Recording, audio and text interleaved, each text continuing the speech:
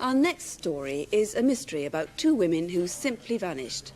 They lived near each other in a picturesque part of North Wales, and they were last seen in the same vicinity. And yet they went missing 2 years apart. First of all, Mrs. Peggy Goodman.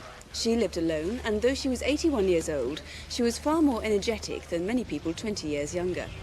She frequently went hiking, attended demonstrations for CND, and sometimes went away from home without telling anyone. She was last seen near her home 6 days before Christmas in December 1982. And then on January the 4th this year, a second woman went missing from just down the road. Our reconstruction is in English, though the community usually speaks Welsh. The place is a village set beside the River Dee called Corwin.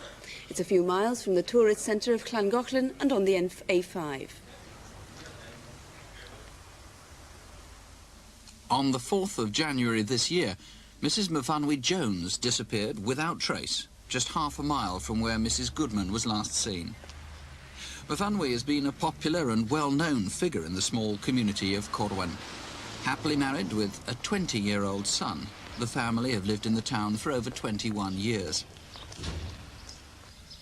One Friday afternoon, 4 months ago, Myfanwy was visiting a friend in nearby Cloudponkin. Well, we didn't go very far from Corwin. We just drink and drive. That's right. I'm looking forward to it. I think it'll be a lot of fun. I'm very grateful to you for helping me. Oh, it's no trouble, Yes. no trouble. I'll be off now. Right, right. And I'll definitely see you Monday. Remember to call. Yes, I will. Have a nice time tonight. Oh, yes. Unaware that she'd missed the bus, Myfanwy left for home. She was looking forward to going out to dinner that evening with her husband and friends, and she wanted to be home early to get ready. The time was 4:20 in the afternoon of Friday, the 4th of January this year.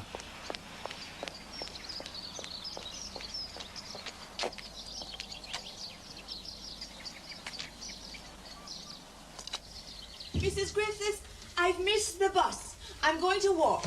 9 times out of 10 I will get a lift. Cheerio. Ta-ra.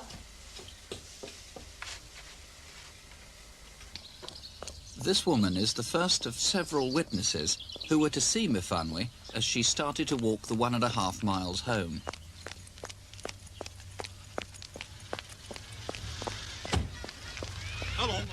A few minutes later, she was seen by these two men who lived nearby. As she continued to walk, a witness driving towards her spotted her, and opposite, a man standing by a blue Vauxhall Viva. This man has never been identified.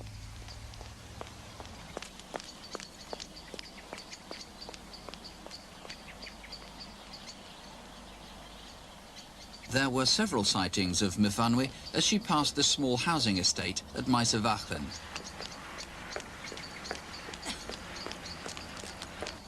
But it was the driver of this red car who was the last person we know to see Myfanwy Jones. She'd now walked half a mile. What happened to her next is a mystery. 5 minutes later, further down the road, a passing motorist found this deerstalker hat. It wasn't Myfanwy's, and no one has yet claimed it.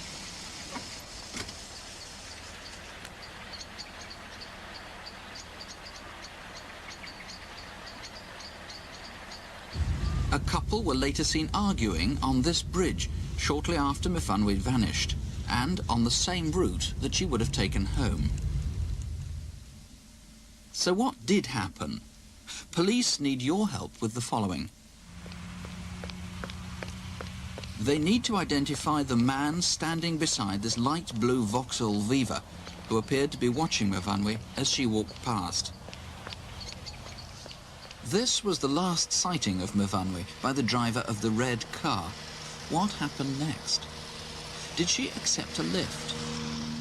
If so, since she never got home, was she driven away from Corwin down here to the right, or straight on to Carreg Lane? It was here that the deerstalker hat was found. Is it yours, or do you know who it belongs to? It's possible Myfanwy may have taken a short cut through this farm. She would have rejoined the main road here, where the couple was seen arguing. Police need to trace this couple. Faced with severe weather conditions which hampered their searches, teams of police frogmen were sent in to sweep a 16-mile stretch of the River Dee.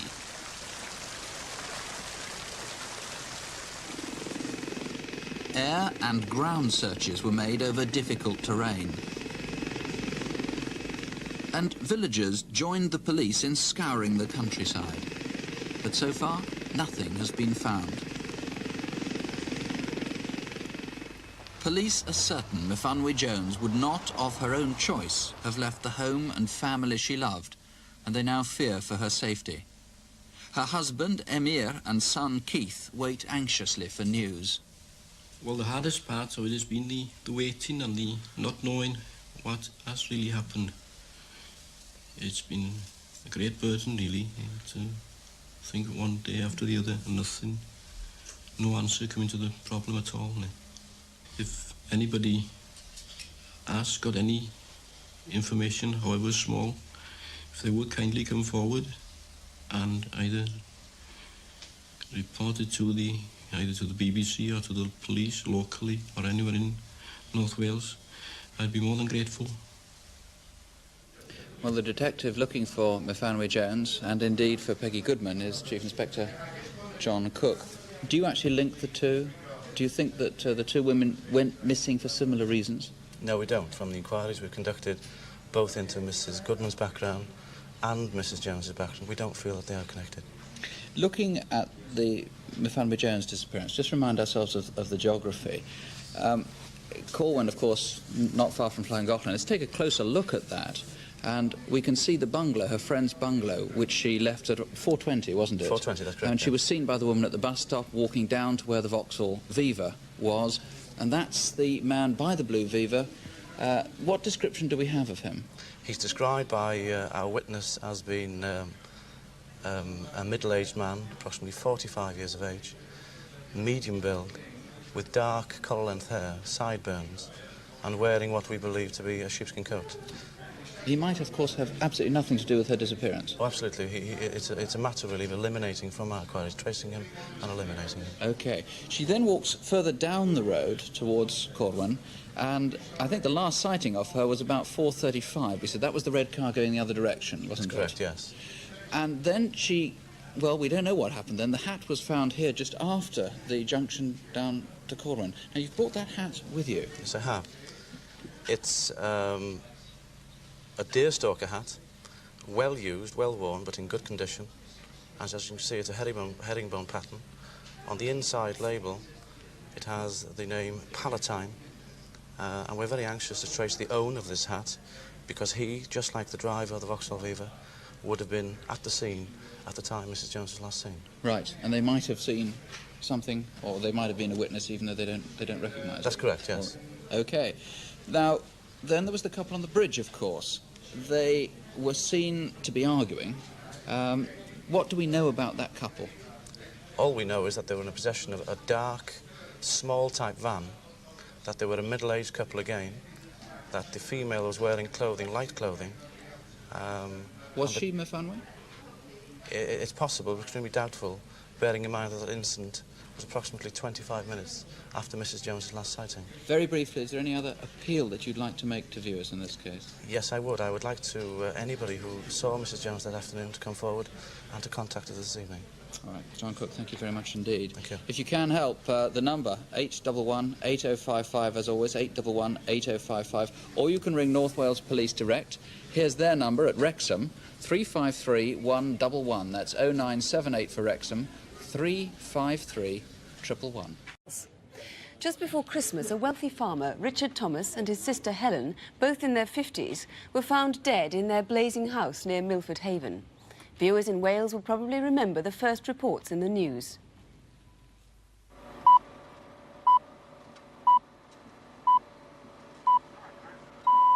Radio Wales News at 7 o'clock with Delaney Roberts on Monday, December the 23rd.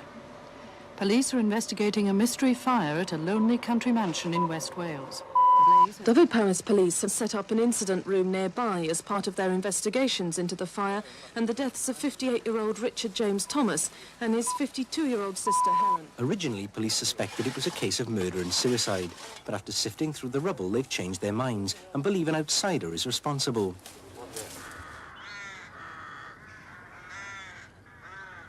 Four months later, the ruin of Scoveston Park has given police few clues to go on.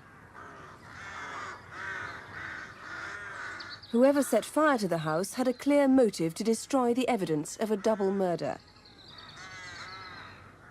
The precise motive for the murder, however, is still a mystery which only the lives of the victims might possibly explain.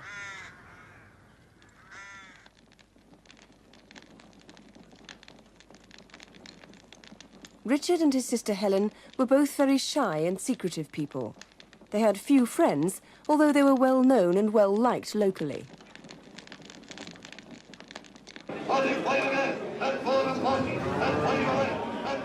Richard was a familiar figure at the local markets.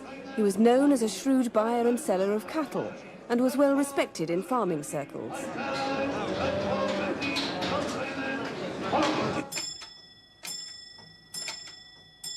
His sister Helen had spent much of her life caring for her aging mother. Devoutly religious, she used to translate books into Braille.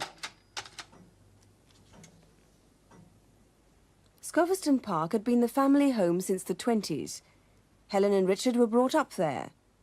Richard's ambition had been to be a scientist, but when his father died, he felt obliged to go into farming. Although between them they owned over 600 acres of land and 5 farms, Richard was almost miserly about spending money, and the estate was run down and badly in need of repair. Even his car was on the point of collapse.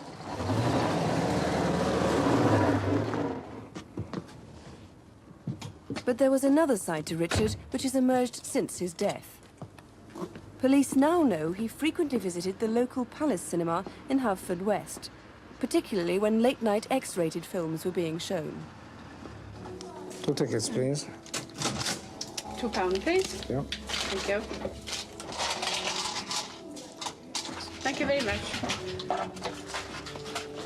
1, please. We also know that on the last 2 occasions, Richard met a fat, bearded man and sat with him throughout the film. No one knows who that man was. It's the morning of the last Sunday before Christmas. 2 loggers were working in the grounds of Scoveston Park. Richard spoke to them at about 9:30. David, I'm a bit worried about an elm that's dead. I wonder if you could have a look at it. While Richard worked on the farm, Helen was at church in Stainton, a mile away. She always went to morning service, and friends say she seemed her usual self that day.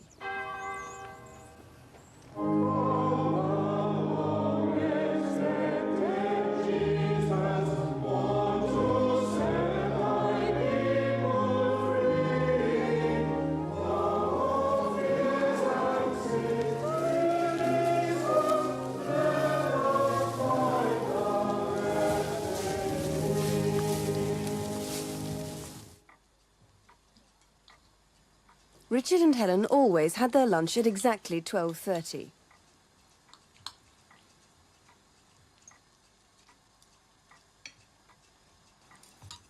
More gravy? Okay. At 1:30, the last definite sighting of Richard. He was seen on the Sentry Cross roundabout, heading in the direction of Nayland.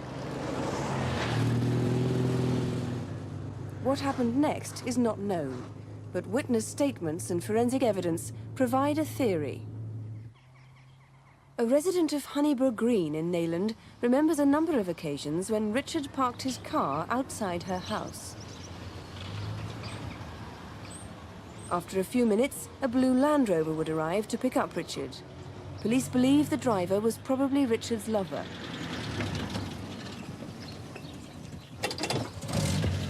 We don't know this happened on that day, but forensic evidence has revealed that Richard did have sex with another man that afternoon.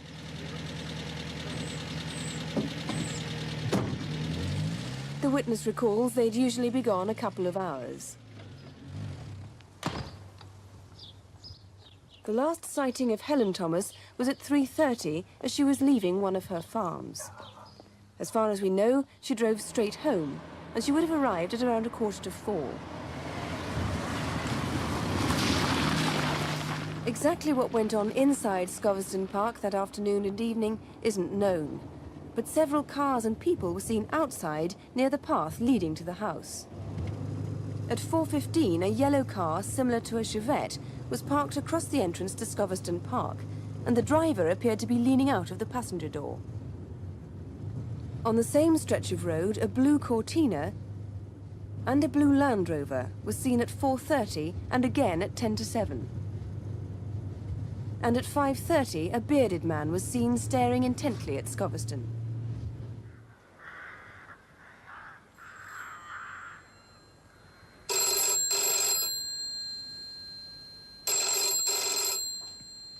At 9 o'clock, Helen took a call from one of their tenants. 5642, hello. Hello, Helen. David, Scoveston Grove here. Oh, hello, David. What can I do for you? Is Richard in? No, I'm afraid he's out just now, but I don't think he'll be very long. To the caller, Helen sounded quite normal, but it was the last known contact with either of the Thomases.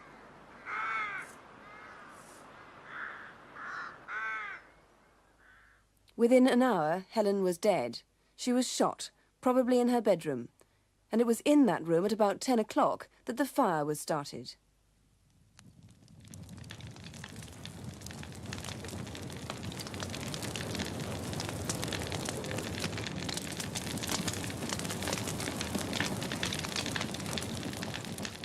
At 10:10, Andrew Main, a gas engineer, was driving home about a mile from Scoveston. As he drove, a Land Rover came towards him at speed and on the wrong side of the road. He tried to get the number, but it was too dark. The fire brigade were called at 11:29. They arrived within minutes.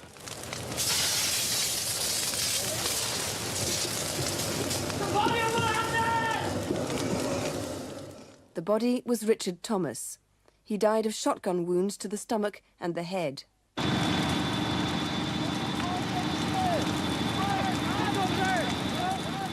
It took firemen 5 hours to totally extinguish the blaze. Scoveston Park was gutted.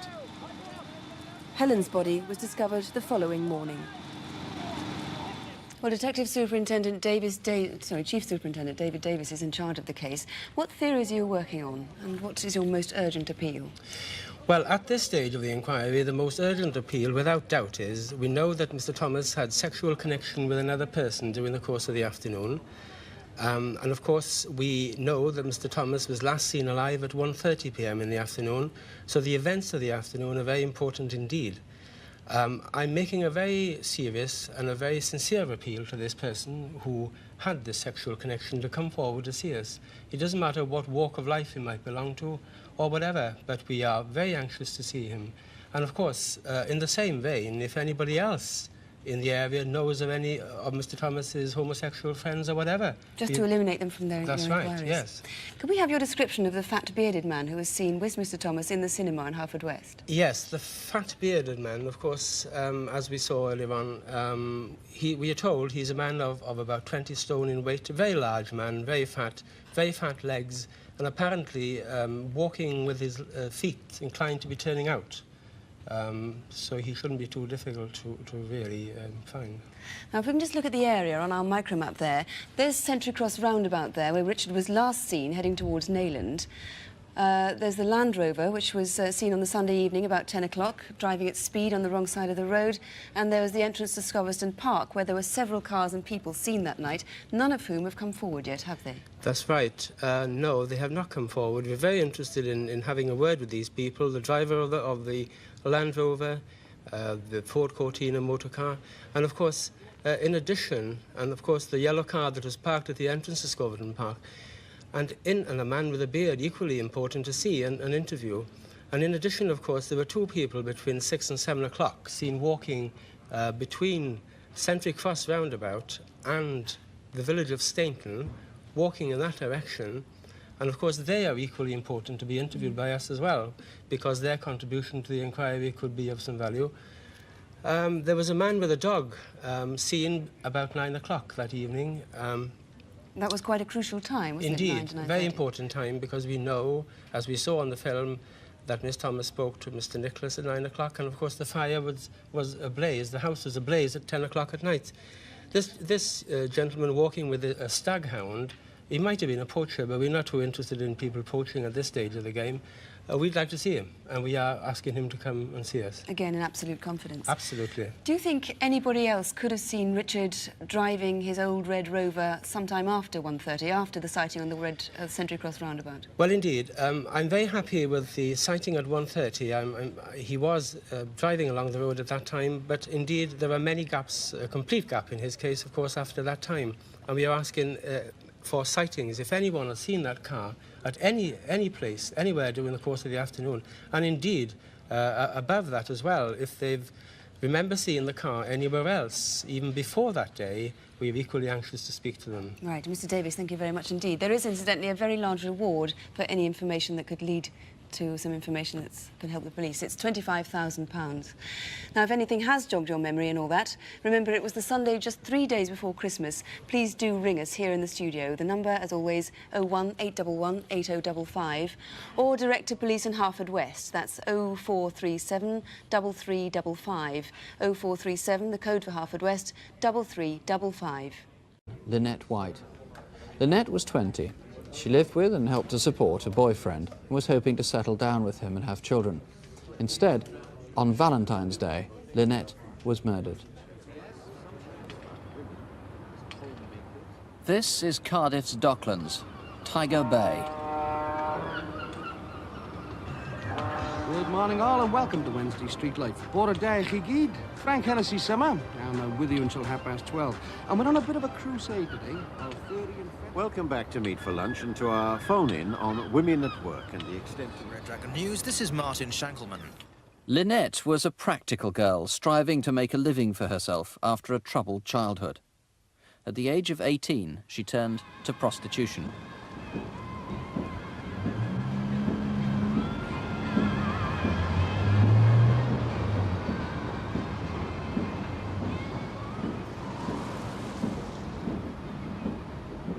Every night, 7 nights a week, she'd work here from 6 p.m. till 1 a.m., often taking clients to a flat in James Street.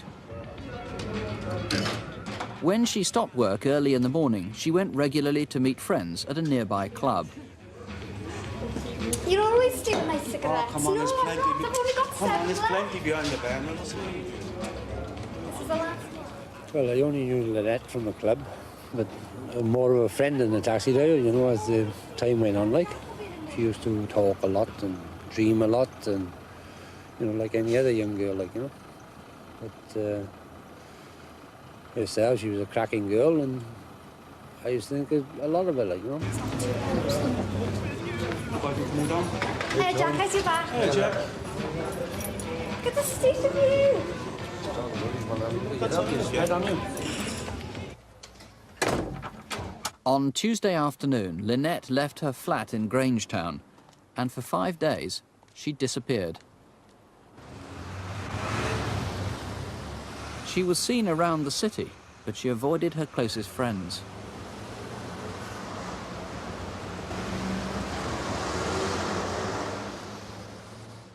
This chemist shop is just around the corner from Lynette's flat, and she came here every Saturday to buy supplies of condoms. Lynette walked in as usual on Saturday the 13th, her 5th day away from home.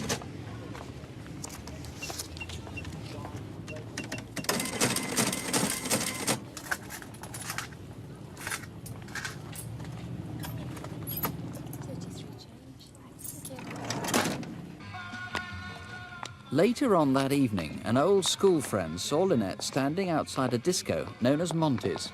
Really? It's fire. I'm looking for my father. Have you seen him? No. You come in. Yeah, I'm sorry. Okay. Lynette almost certainly was not waiting for her father. She hadn't seen him in a year. It's not known if she did meet someone here or left alone, but she stayed here till sometime after 1 a.m. By now, it's Sunday. It's February the 14th, Valentine's Day.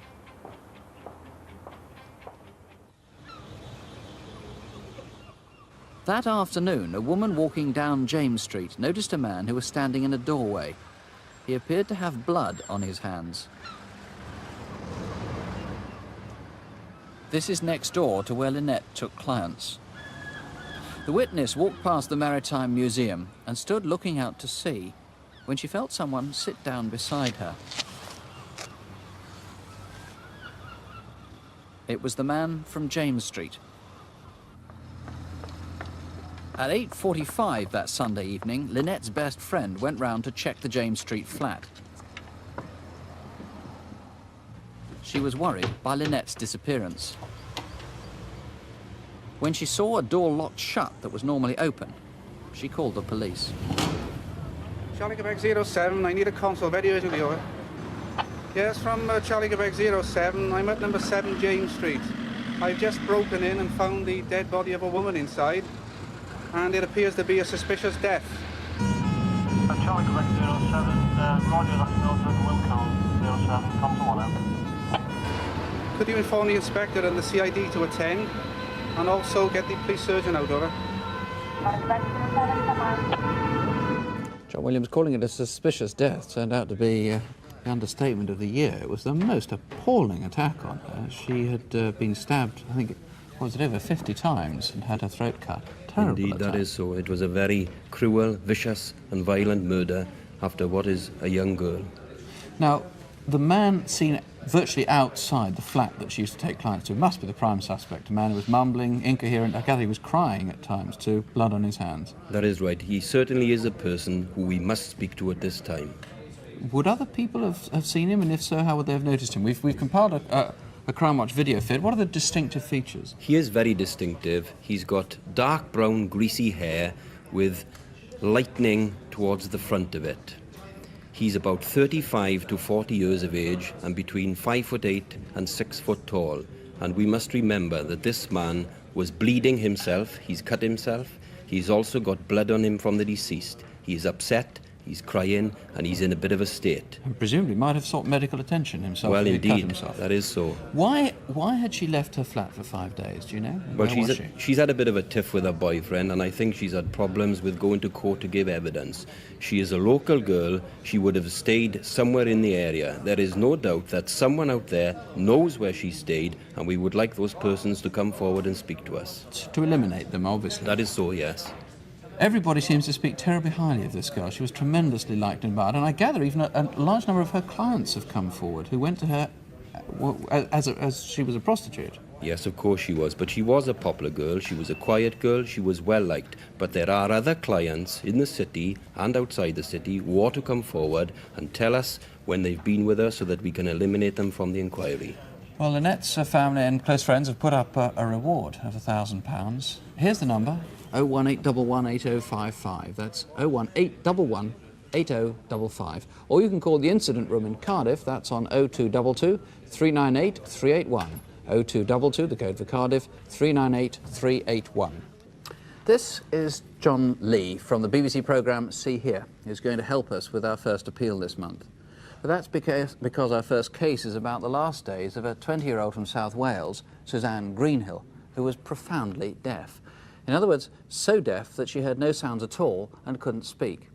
Now that's why we're making special efforts to communicate with deaf people throughout this sequence. They may be especially well placed to help with this inquiry. So, as well as the normal Crimewatch subtitles on CFAX, we'll have signing and extra captions too. Suzanne was engaged to be married. Her fiancé, Tony Wesson, was also deaf, and she saw him almost every night. But she was fiercely independent and lived on her own in a rented flat. Our reconstruction begins on Friday evening, the 1st of July, in Newport, in Gwent.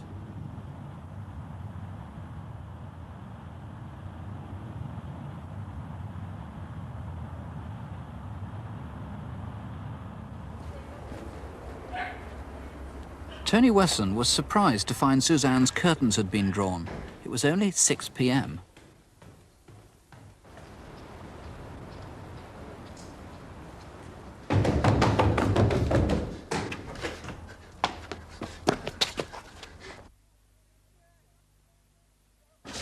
Suzanne, I'm going. Susanna. No. Suzanne had been raped and stabbed repeatedly in her neck and back. Forensic scientists and detectives experienced at scenes of crime described this as one of the most upsetting they'd ever had to deal with.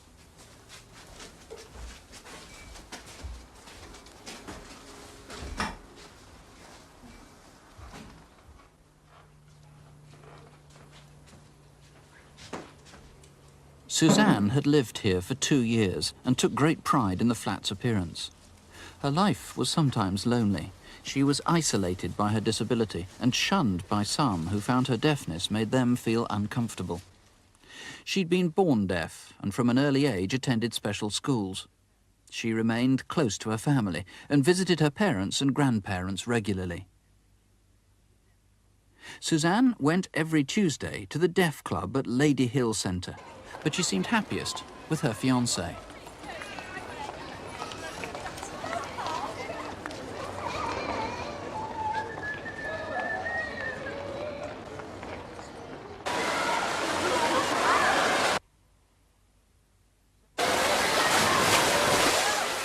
Several times a week, they went to the Newport Leisure Centre. Swimming was one of Suzanne's favourite pastimes. And Tony had persuaded her to join him weight training. She also joined him in another hobby. He's keen on model making, especially motorbikes. Good. Friends remarked on how happy Suzanne seemed when she and Tony were together.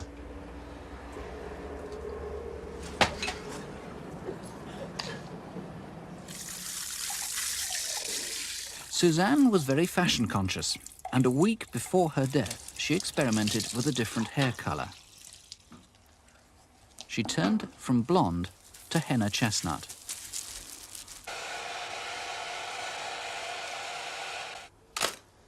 As far as the forensic evidence is concerned, across Suzanne's eyes was tape, and we know that this tape is the Fast 8 zinc oxide 5 centimetre in width. A roll of that tape was sold at Wilcox Chemist in Malpas Road that week to a man with a plaster cast on his right arm.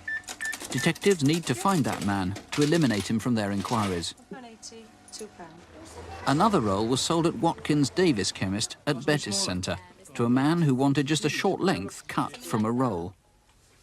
And you haven't got anything less on the tape here? Oh, well. I'll have it then. Right. Yep, I'll do. The other piece of vital information we've had from the flat is a footmark. And this mark was definitely made by a person who was there at the time that Suzanne was killed. The mark is of a foot, approximately 4.5 to 5 in size, and this would give us an average height size of 5'1", certainly no more than 5'3". It is possibly, and say possibly, an adolescent. And this footmark was found in the flat in blood. Police have tried to piece together two elements of Suzanne's life: who she knew and where she'd been the day she died. Some of her acquaintances have not yet been traced, and there's one man in particular detectives need to hear from. He was seen with her several times, at Sainsbury's, where he accompanied her shopping, at Newport bus station, where he went with her towards her home,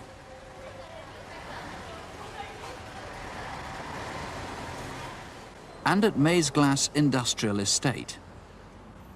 Could I have a hot dog, please? With onions, sir? Do you want onions? Yes, please. If this is you, or you know who this is, please call us now. This is all that's known of Suzanne's last day. Between 9 and 10 o'clock, she met a friend and helped her with her shopping.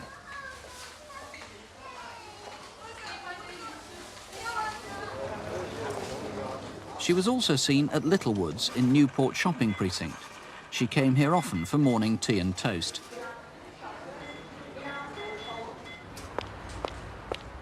At roughly 10 to 5, she was seen taking shopping home from Sainsbury's. And at 5:30, she was seen in Goodrich Lane. Hello, darling. Not knowing she was deaf, they thought her rather snooty. But then they saw her go to a garage, perhaps looking for her fiancé, and finding it locked, they saw her lose her temper.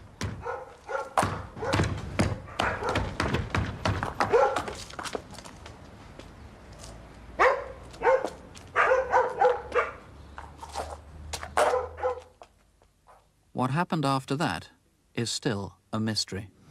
Well, Glenn, we've seen from the reconstruction clearly most of what you need to hear. Is there anything else? Yes, Nick, there is. In fact, we have a new sighting of Suzanne. This is a sighting on the 27th of June. That's 2 days prior to her death. On that day, she was seen coming from the entrance to Shaftesbury Park, where a fair was being erected. That's what, a couple hundred yards from her home? It is indeed. This would have been about 8:30, 8:45. She was wearing very distinctive clothing. In fact, it's what's described as a hot pants suit, which was either pink or pinky orange. I would have thought that with clothing like that, somebody in the fair would have seen her. And we're asking anybody at the fair who saw her, and in particular anybody who saw her talking to any male person at the fair, to contact us. As it happens, there's another link with that fun fair, in fact, two separate sightings that could point to the same man who might be the killer or might need to be eliminated. At around midnight, in fact, on Wednesday the 29th of June, the day that Suzanne died, this travelling fair was still setting up, due to open, in fact, the next day. And workers were surprised to see a car drive into the park at speed and later drive away down Evans Street.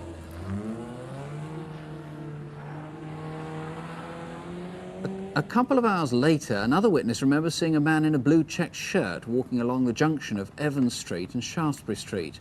He got into a dark-coloured Mark III Ford Escort and did a fast three-point turn.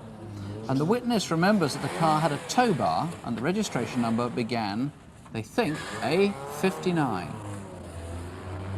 Obviously, you've got to eliminate whoever was driving that car, whoever was walking there. Anyone else you need to eliminate? Yes, that is correct. We're very anxious to trace the driver of that car. We're also anxious to trace a man who came into our inquiry very early on. This man went into a fish and chip shop in Cross Keys. He had blood on both his arms. He appeared to be intoxicated but didn't smell of drink. This man, we are very anxious to trace. We've got a video fit of him. Describe him for us, will you? Yes, he was 6 foot in height. He had mousy brown curly hair. He's described as very, very slim and age between 20 and 25 years. You've had a lot of help, I know, from the local community and from the deaf community generally. We have. The deaf community and the neighbours of Suzanne have been particularly patient with us and very helpful. But we are sure, absolutely positive in fact, that there is more vital evidence out there. And we would appeal to anybody who has any evidence, however small it may appear to them. It could be vital in our inquiry to bring Suzanne's brutal killer to justice. If you knew Suzanne any time in the last couple of years, do call us 811 8055. And we've a separate number for the deaf or hard of hearing. That's 01811 1066. And it's equipped with Minicom phones, which allow callers to type and read their messages. Now, that's only for the deaf who have Minicom or Vistel phones. The number 01811 1066. Or you can call the Main D police station direct. That's using ordinary phones on 0633 244 999. That's 0633, the code for Newport, 244 999. Reconstructions is a case that made the headlines. The disappearance of those two walkers, Peter and Gwenda Dixon, on a cliff-top path in Pembrokeshire. It happened at the end of June, a time when thousands of tourists were in southwest Wales. Many of those holidaymakers have since returned to the area to help police with the inquiry. Now, some of them have helped to make a Crimewatch reconstruction. It begins at a campsite where the couple had been staying.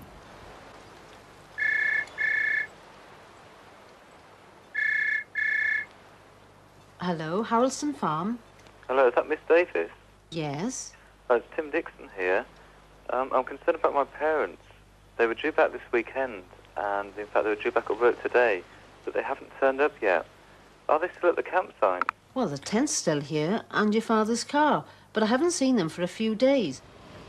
Something's not right here. They wouldn't just leave the car in the tent.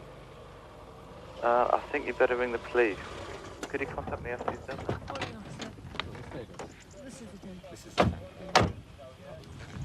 By now, it was 4 days since Peter and Gwenda Dixon had been seen here at Halston Farm campsite.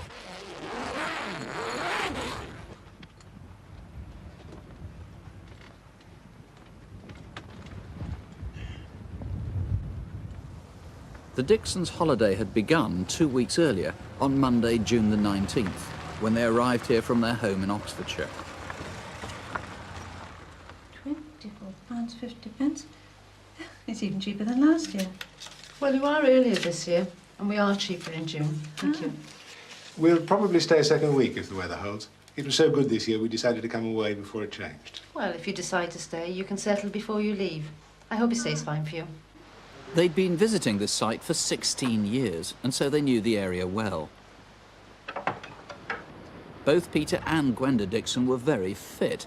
They enjoyed walking and loved the Pembrokeshire countryside. They'd been happily married for 27 years and had 2 children. One of them, their son Tim, joined them on holiday for a couple of days. And a jumper and a life jacket when you want it. CQ, CQ, CQ, Golf Whiskey Zero, Hotel Foxtrot, Quebec Mobile, Golf Whiskey Peter Zero, was a keen radio ham and often spent hours on end contacting other enthusiasts. If you heard his call sign or if you spoke to him by radio at the end of June, please call us now. Foxtrot, Quebec Mobile, Golf Whiskey Zero, Hotel Foxtrot, Quebec Mobile. Does anybody read? The village of Marlows is about 5 miles from the campsite. It's the day before the Dixons' disappearance. At about 9 a.m, 2 men were noticed walking away from the post office. Later, the same witness saw the same 2 men about 2 miles from the campsite at St Bride's Crossroads. Do you know who they were? The Dixons were also in Marlows that morning. They asked a farmer if they could drive across his land towards Dale Airfield. Yes, this is for the radio telephone, and these 2 are for my radio receivers. You get quite good range from high spots, like the airfield. Oh, yes. Is that why you're going up there now? No, as a matter of fact, I'm going to see a friend I contacted on the radio. Turns out he's holidaying in the area, too. Thanks. Dale Airfield is abandoned, an old wartime base perched above the sea, but popular with tourists because of its cliff-top views.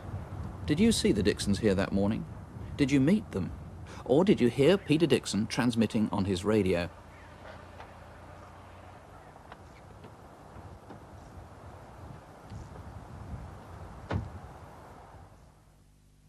Next day, the day they disappeared, breakfast time on Thursday, June the 29th.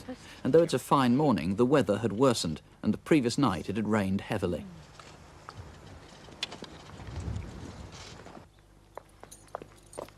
About a quarter of a mile from the campsite at Hasgard, Susan Beddoes was taking her children to school.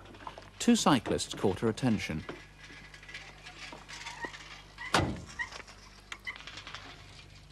Shall we go Tall Benny way or the Havens? Tall Benny. It seemed they were heading towards the coastal path via the village of Tulbenny.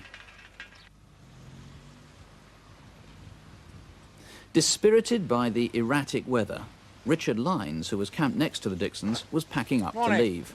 Morning. How are you this morning? Oh, a bit fed up with this weather. We've decided to go home today. Yes, we've had enough too. What time are you off then? About midday. We're going for a walk along the coastal path first, towards Dale. Give the tent time to dry out. Oh, must be off. Richard Lynes was the last known person to have a conversation with the Dixons. Campers remember seeing the couple set off for their walk at about 9:30. From here, there are no known witnesses. But if the Dixons did take the coastal path towards Dale, this is the way they would have come. Just before 11, Richard Lynes and his wife left the site. They were the only people that knew the Dixons were planning to return home that day, so no one was alarmed when the couple failed to return.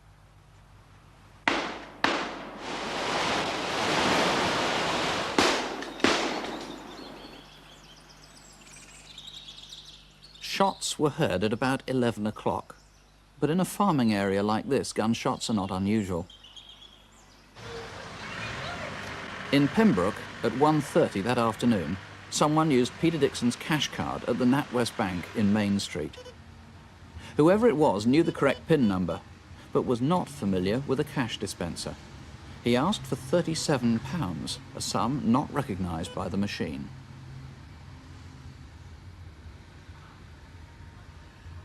Almost immediately, he corrected his mistake and withdrew £10.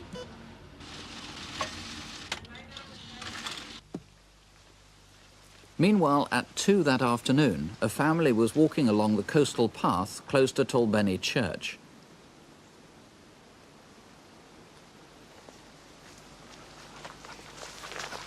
They remembered the man because his behaviour was so peculiar. 4 p.m. back in Pembroke, and the cyclist was using Peter Dixon's card again. This time he withdrew £100. A few doors down from the bank is the John Bull store. Someone spent £40 here on a new pair of walking shoes. It's 3 o'clock the next day, Friday the 30th of June, in King Street, Carmarthen. A different man was seen in the vicinity at about the time that Peter Dixon's cash card was used again. There was a blue Ford Sierra parked close by. And 1 day later, on Saturday the 1st of July, Nicholas Elliott was driving through Haverfordwest on his way to work when, at 7:15 a.m, he passed the NatWest Bank in the High Street. From this sighting, police made this artist's impression.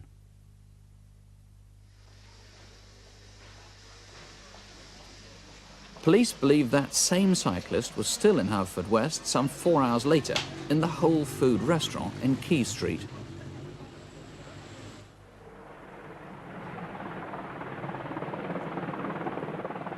For 2 days, the RAF, police, Coast Guards and National Park wardens searched along the coastal footpath, suspecting that the Dixons had fallen from a cliff.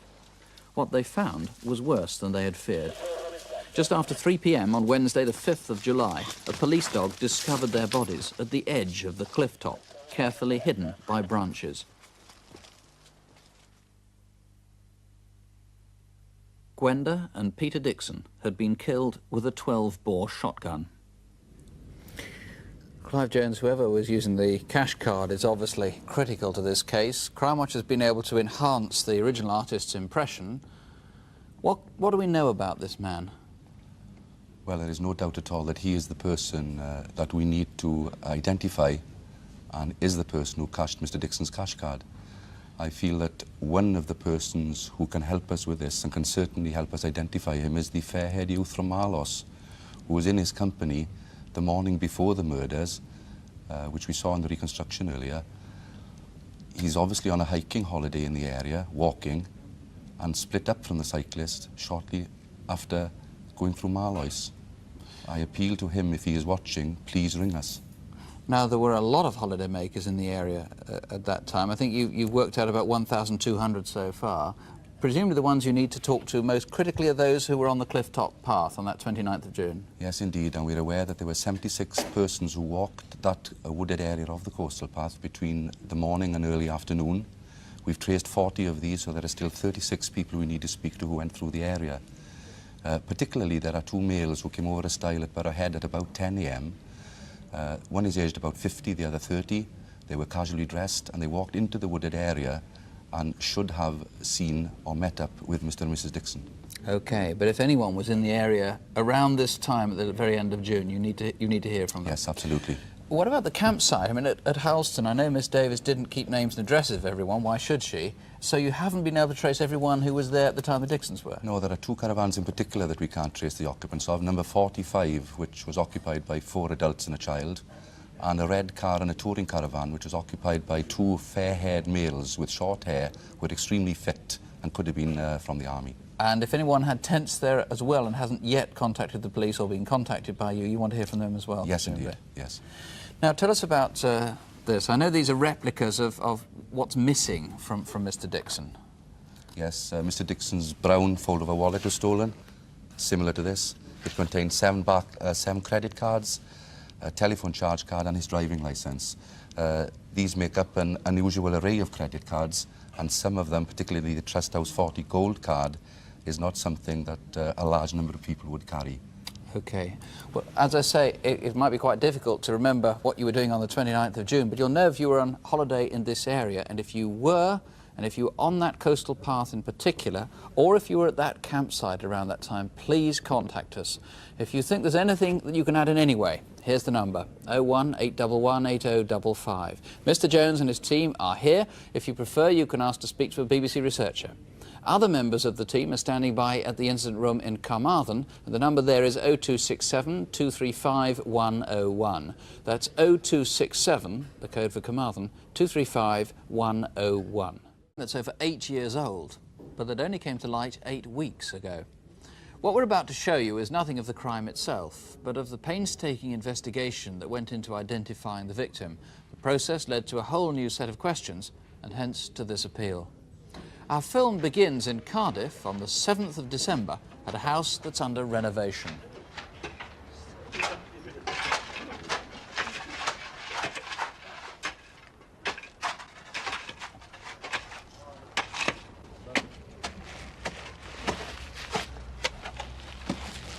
Wrapped in polythene and a roll of carpet was what looked like a human skeleton. When the police had checked out the finding, a major inquiry was launched. Within days, 80 officers had been brought in on the case, led by Detective Chief Superintendent John Williams. We faced a dilemma at this time, having only the skeletal remains with nothing else whatsoever. We first of all sent it to an odontologist, a Dr. Whitaker of Cardiff. Once one's presented with the specimen, it's important to try to get information from it without damaging it initially. And so we usually use X-rays or take a radiograph like this. You can see here that inside the jawbones, and in the top jaw here as well, there are a large number of teeth that haven't yet come through into the mouth. And you can see that they are still undergoing development.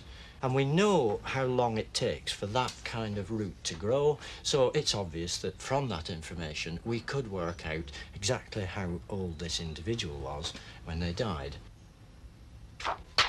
He was able to tell us that the body was that of a female, probably aged between 14 to 17 years of age, and indeed he was able further to tell us that it was probably of a young girl aged about 15.5 to 16 years of age. It wasn't much to go on, but the police now knew not just the victim's age, but height, sex, and approximate date of death. At the incident room in Norbury Road in Cardiff, a search was made of missing persons files, and they began the laborious task of tracing everyone who'd lived in any of the dozen bedsits at 27 and 29 Fitzhamon Embankment, where the body had been found. We then consulted Richard Neve, a medical illustrator from Manchester University. We sent him the skull, and from that he was able to build up for us a facial impression from the skeleton. Using models, Richard Neve explains how the victim's face was recreated. The first thing to do is, of course, to prepare the skull so that the face can be built on it. Next stage is to take the plaster skull and then to mark 21 points over the face, and these are the sites from which measurements have been taken of soft tissue thickness.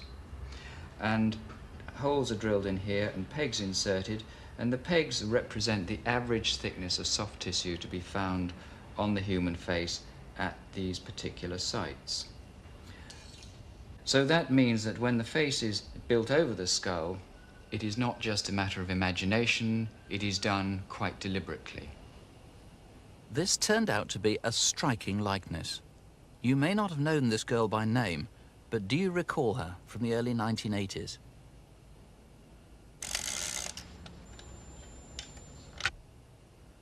This picture was issued nationwide and made front pages in South Wales.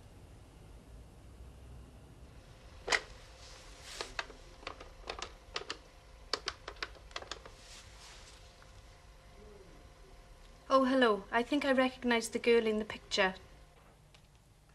Hello, I'm telephoning about the photograph of the girl in the paper. As a result of the massive publicity campaign, 2 social workers rang the incident room at Cardiff and gave us the name of the person that they thought resembled the impression.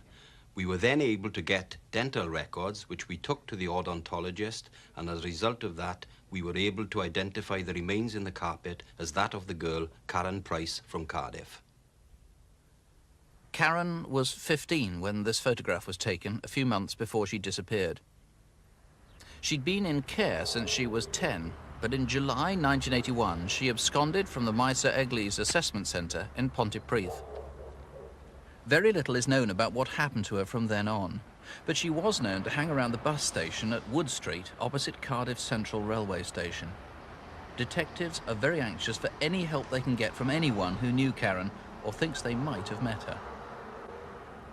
This is Big Astley's Cafe, just in front of the bus station. Did you eat here in the summer of 1981? When Karen had run away from homes before, and she'd done so several times, she often came here for a coffee.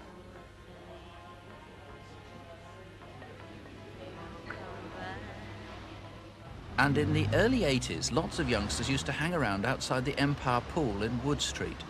Do you remember Karen? Above all, did you live opposite Cardiff Arms Park across the Taff, at Bedsits in Fitzhamon Embankment? Detectives are determined to find everyone who lived here in the late 70s or early 80s, especially if you stayed in numbers 27 or 29. John Williams, there'll be people already reaching for the phones, I'm sure, and I suspect there'll be others who are hesitating, a bit worried that if they ring in, they're going to catapult themselves into the middle of a murder inquiry, might even be regarded as suspects. No, I would like to reassure these people that they would be purely treated as friendly witnesses. We are appealing for information from them, so please come forward.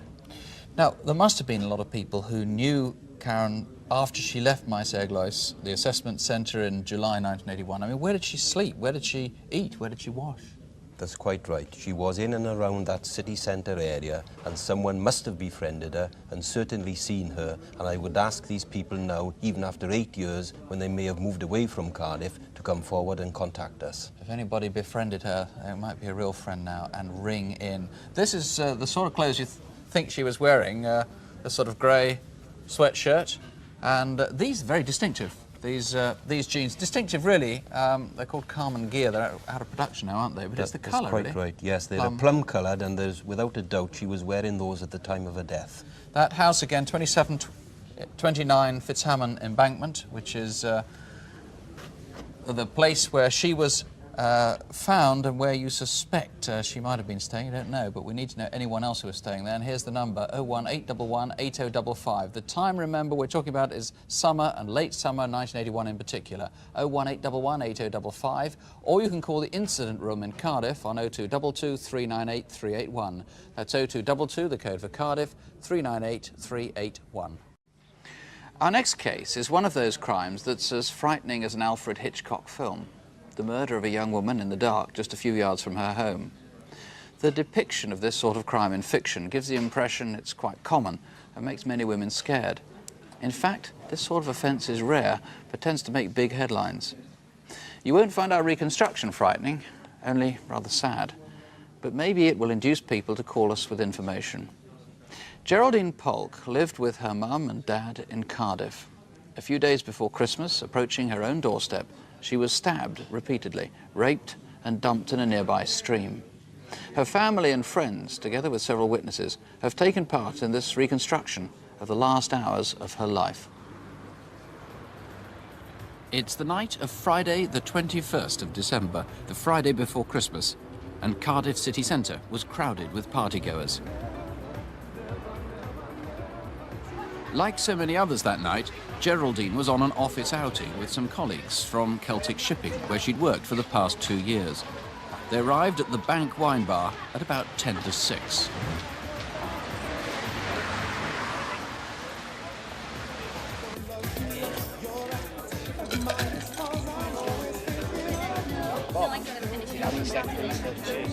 Yeah, Kayla's your Christmas bonus. Make the most of it. What are you going to wear to the party tomorrow night? I'm going to wear that black dress, you know, the black velvet one. What are you going to wear? I don't know, I think I might wear that black coat neck velvet one I've got in it. Oh, yes, I know. You've got to be careful when you dance, you don't fall out of that one. Oh, with these?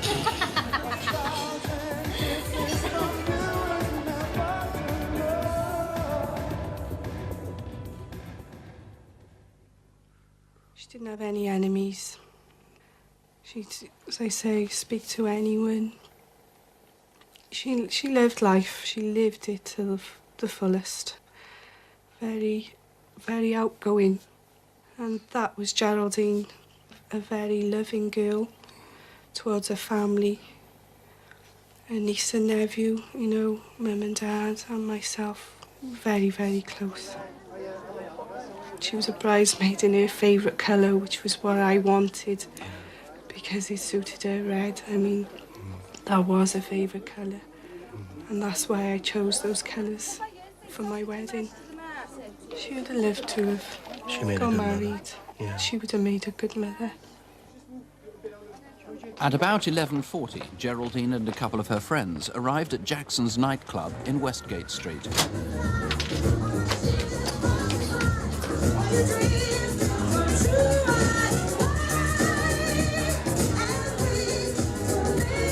I'm just going to the toilet. Don't move from here.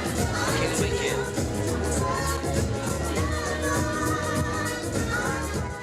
Geraldine never returned.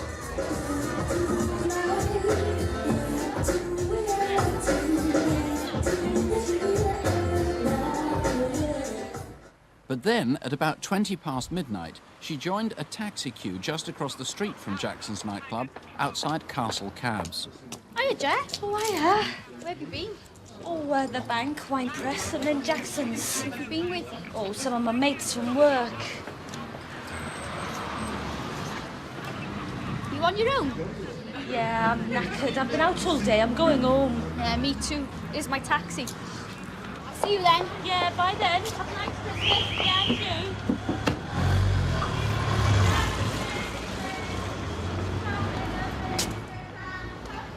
By 12:45, Geraldine had got a cab herself and was sharing it towards Fairwater.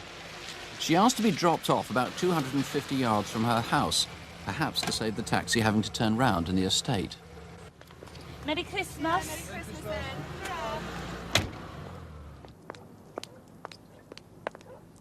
Either she walked along Waterhall Road or took a shortcut across school playing fields. But just 20 yards from her door... Stop! I was driving down Waterhall Road at about 1:10 in the morning, and I was taking my babysitter home. As I approached Bracken Place, I thought what was a lover's tiff.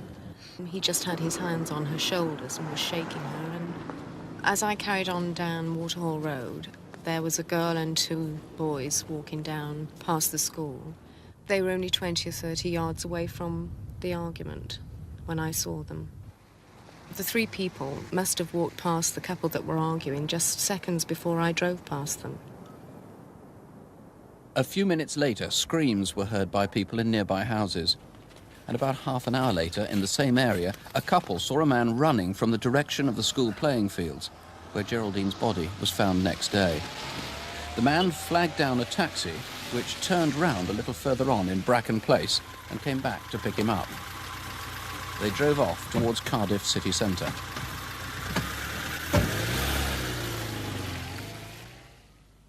I had a feeling then there was something wrong because Geraldine hadn't come home from the night before, and it wasn't like her not to telephone or whatever to tell us.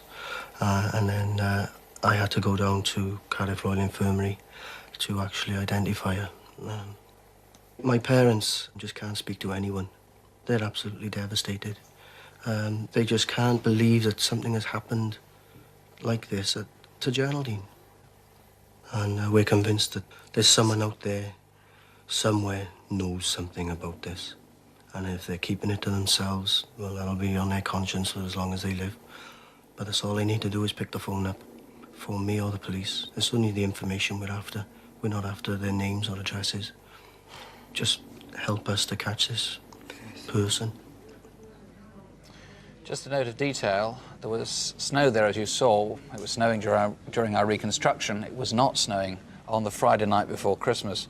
Phil Jones, this attack was one of enormous ferocity. Yes, it was. It was a brutal and sustained attack on a decent young woman who had got within yards of her home before being bundled into the middle of a playing fields opposite her home, raped, repeatedly beat about the head, and stabbed on over 80 occasions before being dragged about 130 yards to a brook near the Fairwater Leisure Centre. What it means is that whoever did it would have been absolutely covered in blood. Yes, he would have been. Very substantially blood-stained, and muck about his clothing and his footwear. So someone went home early in the morning of that Saturday before Christmas with a lot of blood and muck on them? Yes, he did. 3 witnesses we saw in Waterhall Road. Obviously, you want those to come forward. That was late that Friday night, early this Saturday morning, who were walking past the arguing couple. Anyone else you want to find? Yes, we've already spoken to a lot of people in that area at that time, but we're appealing for anyone else who was out in that area after 12:30 to come forward. Anyone else you want to find? Yes, we do. I am firmly of the opinion that Geraldine had formed an association with a man during the 10 days or had an association with a man during the 10 days leading up to her death. She didn't confide in anyone about it. I've already appealed for that man to come forward, to date without success. I'll appeal again, and I'll ask anyone who may have any idea about his identity to come and speak to us. Now, that friend, or indeed other men you're appealing, or other witnesses you're appealing for who were leaving the area late that night, might have legitimate reasons for not wanting to come forward, at least non-criminal ones. They might have been with someone they shouldn't have been with. Are you going to reveal anything about their private life to the public? What I'd say is this: I'm in the business of trying to detect a murder, nothing else. So if they come, you'll treat any information they give you with absolute discretion? Yes. You found a key. It might not have been Geraldine's, but it might have been. Describe the key to us, can you? Well, it wasn't Geraldine's. The key was found about 20 yards from the site of an attack upon her. It's a duplicate key cut from a blank with the word Ilko embossed on it.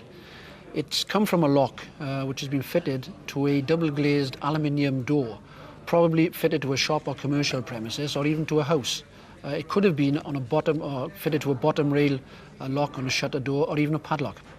OK, well, if you know who lost that key, or indeed if you lost it, or think you did, please call us. Here's the number if you can help in any way: 081 811 8181, or you can call the CID in Cardiff.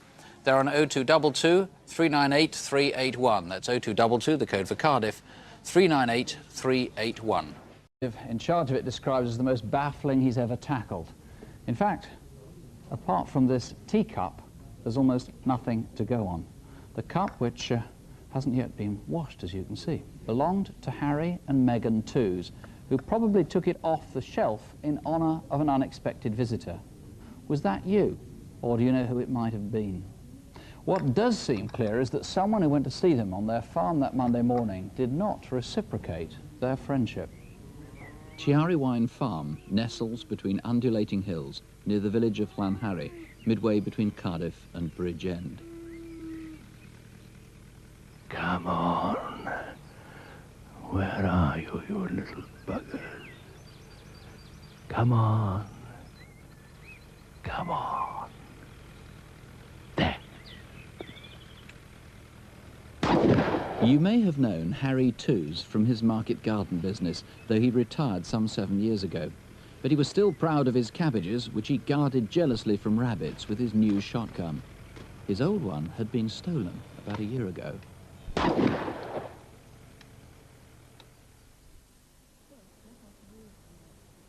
Breakfast time on Monday, the 26th of July.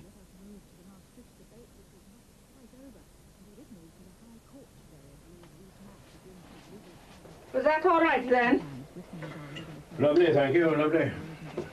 Although this is quite a tangled web, isn't it? Perhaps you could remind us. Have you finished your list yet? Almost.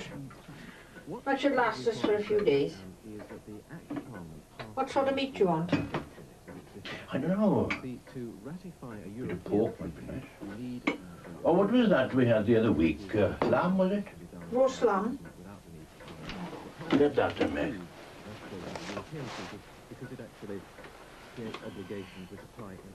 Must get down to that cattle market again. It's time we had a few more head. Keep the place going like. Well, he's got a Well, I'm glad we got that hay in. That'll keep us going for a while. May as well, then. Harry and Megan were both born in mid-Glamorgan, and their little farm had been in Megan's family for a century and more. Their only daughter moved away 7 years ago, and life was uneventful. Got your purse and everything, have you? Yes, we won't be wanting very much, and we got our pension money. Back at lunchtime, then.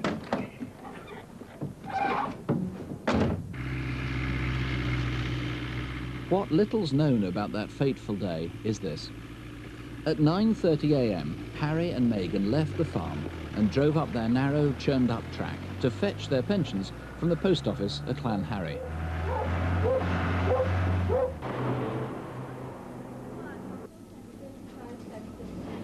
Morning. How are you today? Fine, thank you. Is your wife with you today? Yes, just outside, Meg. Here you are, Meg. Fill your pockets with that lot. Out of our pockets into Tesco's, more like. Not too busy in there this morning? No, get you early enough, see? Monday's always a busy day.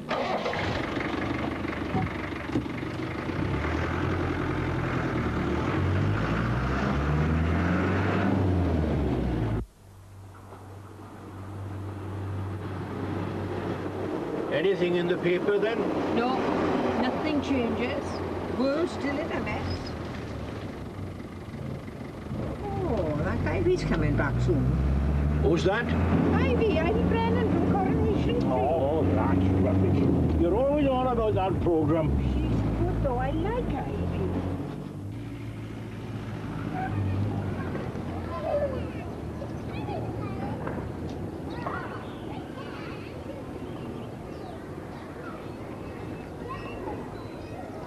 I shouldn't be too long. I haven't got very much to get.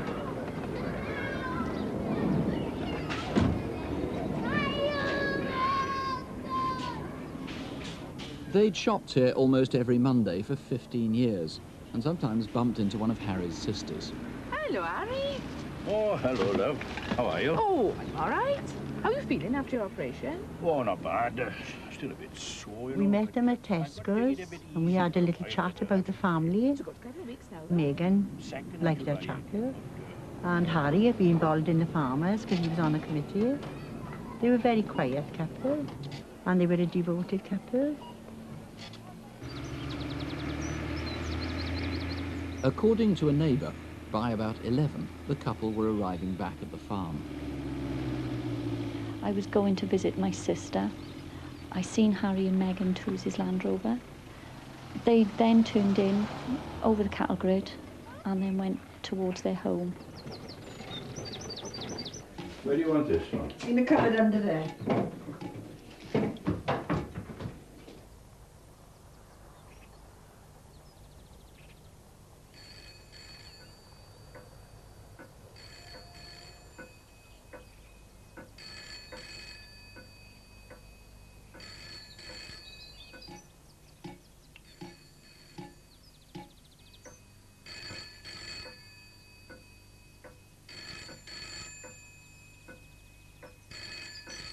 Local people had thought nothing of the 2 gunshots that Monday lunchtime. Maybe Harry had been out rabbiting again. But that evening, when their daughter's nightly phone call went unanswered, neighbours were alerted. Eventually, police were called, and Harry and Megan were discovered in the cowshed, buried under hay. There were no signs of a robbery, and it seems likely they knew their killer. Do you think you know who it was? Or why someone might want them dead? Harry and Meghan had been shot. That was a necessarily impressionistic account because, of course, so little is known about that day. And as I said, this is really the best clue. You're pretty sure that this was taken down the shelf, from the shelf very, very rarely, and only when there was an important visitor. That's correct. We can't rule out the fact that Mrs. Toos herself may have drunk from the cup that morning. The indications are that she didn't. But she never normally did? No, her favourite mug was in the kitchen. Mr. Toos' mug was on the table alongside that cup and saucer. Now, let's get this clear. This could have been an entirely innocent visitor that morning who may be watching now and sort of horrified, saying, well, look, I just dropped in. That's correct. It could have been, as you say, an innocent visitor, but we'd ask that person to come forward in order that we could eliminate him. Now, what's the main point of your appeal? Because you have so little to go on. How can viewers help? Well, they can help firstly by giving us any persons who they know who visit the farmhouse. It is important. We haven't come across all that many people that actually went to the farmhouse. Do you need to know everybody who knew Harry and Meghan? Very much so, yes. It would help to give us a background on Mr. and Mrs. Tooze, which obviously would be great assistance to us. Now, what about anybody who's heard rumours, even vague? Are they any good to you, or do you need concrete evidence? Yes, however vague these rumours may be, then we would like to hear them.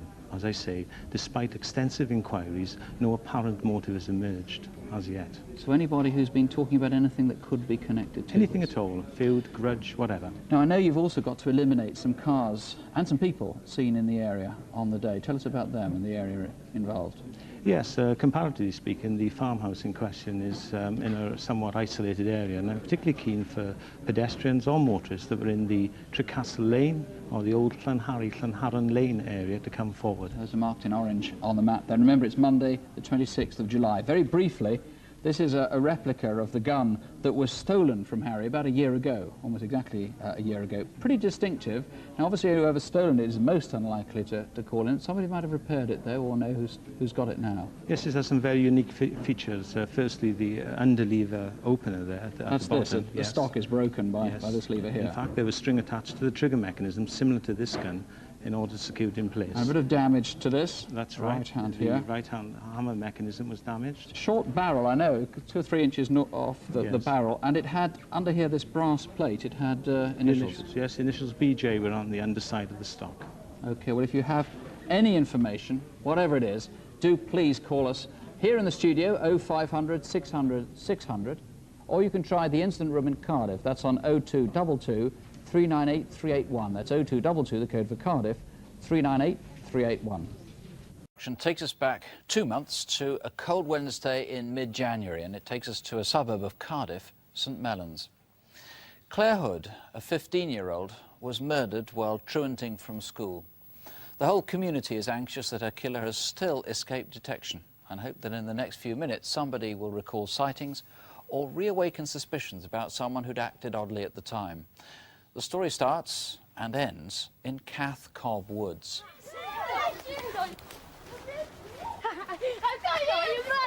Come on, let's shoot off to the bridge. No, come on, eh? Did you see him? What's the matter? There's a guy over there with a hood on. Where? Over there. Can't see no. That's because she's too late. He's gone now. Claire and her friends often played in Cathcob Woods. In fact, the woods are quite close to her home. Her parents were separated, so Claire and her younger sister lived with their mother. Claire was in her 4th year at Romney High.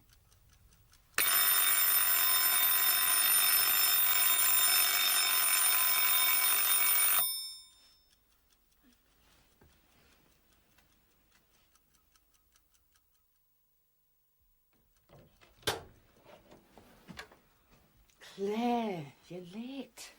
I've already been to work and back and you're still here.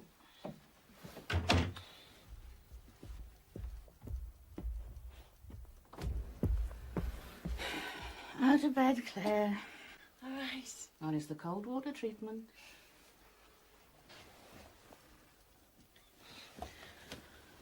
She was a great kid.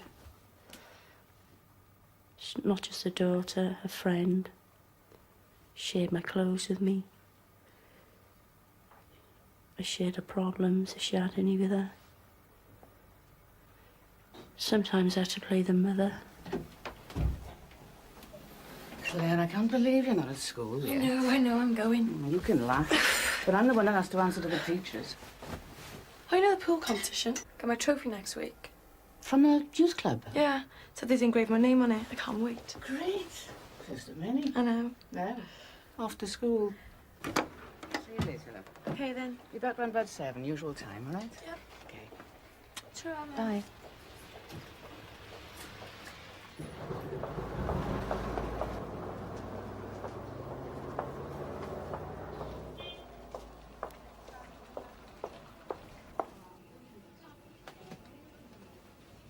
Hiya. Tail lamp, please. Come on, I'm gonna be late. Ta. Go light. Yeah. Do you want to dance with me, Bill, me? No, I can't. Why? No, I'm just bored.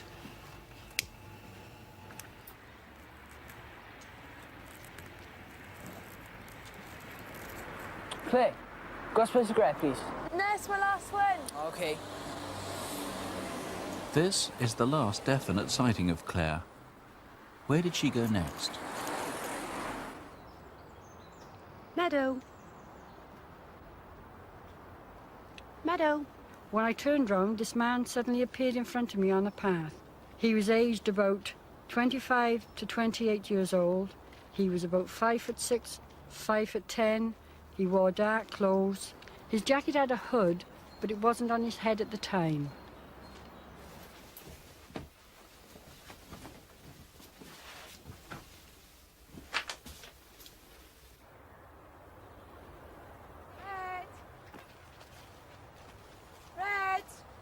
It's now 3:20.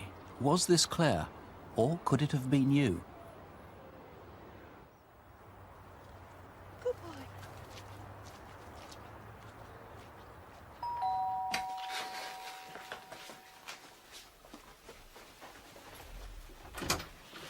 You ready? Yeah, almost. You'll need that, it's freezing.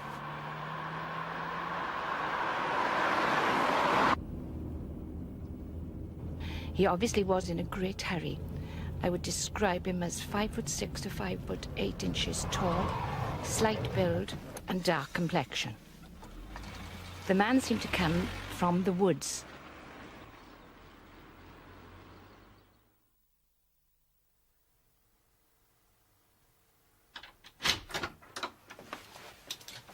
Claire?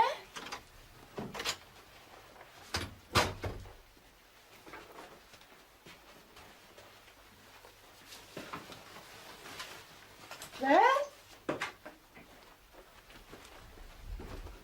Claire!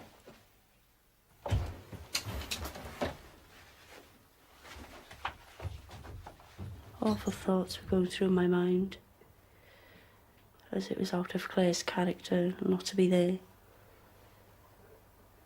I always knew where Claire was going, and she was never late, from school anyway.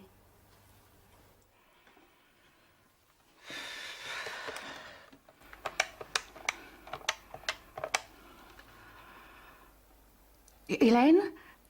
Yeah, Claire, she's not round at your place, is she? No. She's not back, you see, and, well, I was just getting a little bit worried, because, you know, she never does things like this, no.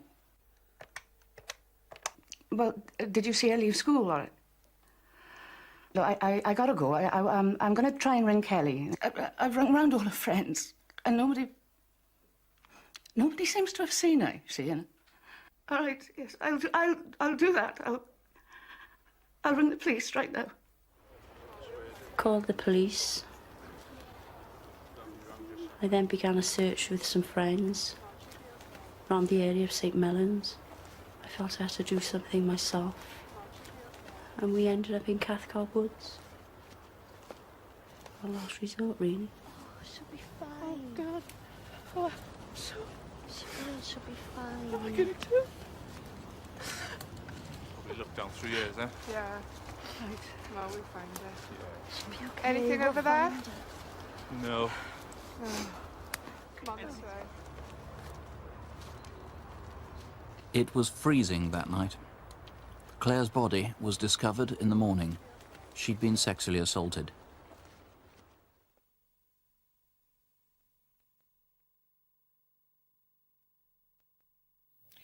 I know you've had overwhelming help from the local community, Colin Jones, but you still want to get to new witnesses. Now, tell me who. You were telling me just before we came on air, people in Cathcart Woods, even though they didn't know Claire had nothing to do with this, you still want everybody who's been in the woods to talk to you. Why? That's right. Well, we're working on the theory that the person responsible for this had an intimate knowledge of the woods, and therefore these people may have seen the culprit in the woods on a previous occasion.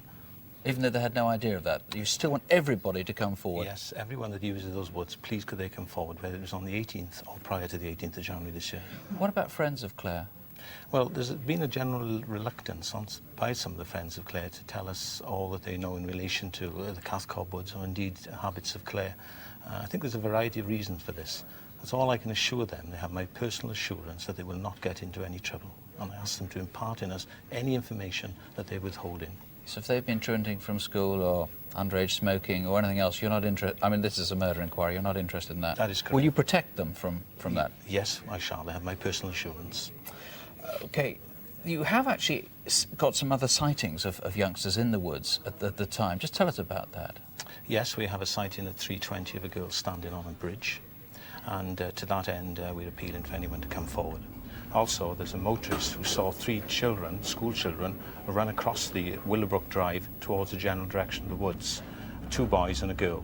It's possible that the girl was Claire. But if not, or even if it was, you desperately need them to come forward? We desperately need them to come forward, OK, yes. This is Wednesday, the 18th of January. Now, there was a man also, apart from the one that we've seen, somebody else seen coming out of the woods. Yes, at 3:25, a man was seen running from the general direction of the woods, across Willowbrook Drive, towards Brookfield Drive.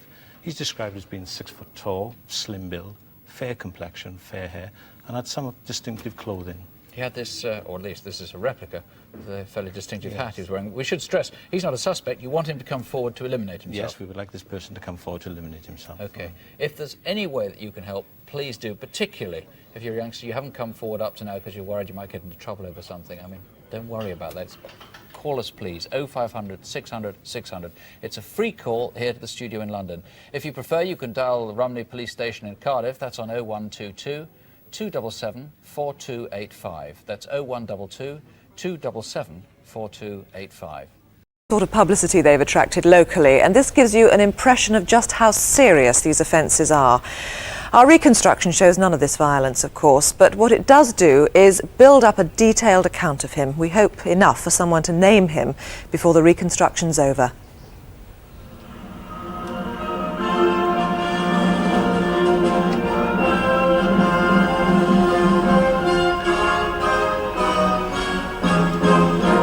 The main story this lunchtime, Welsh beef farmers fear a new BSE scare could blight their industry. Welsh beef...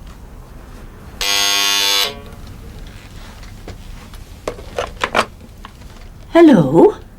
I'm awfully sorry, I meant to press number 2. Mrs. Morgan?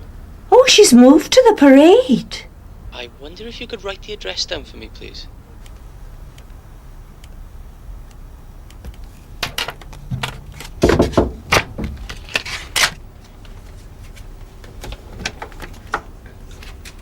There you are. Thank you. Thank you. I'm Stephen, Mrs. Morgan's nephew. I wonder if I could have a drink of water. I've got a tickle in my throat. It feels just like a feather. Oh, wait a minute, then.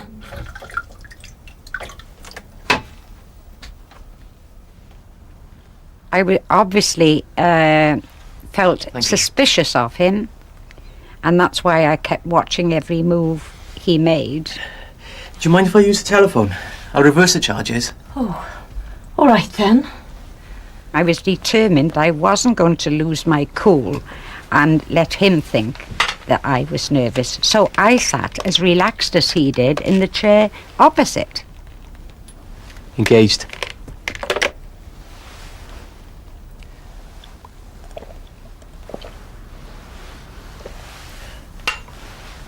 I'm from Worcester. I did live in Cheltenham before that. When I was here last September or October, there was no water in that lake. There were tractors working in there. I used to go swimming about 15 years ago in a pool over there. He finished the cigarette and left. It was only then she discovered her handbag had been rifled.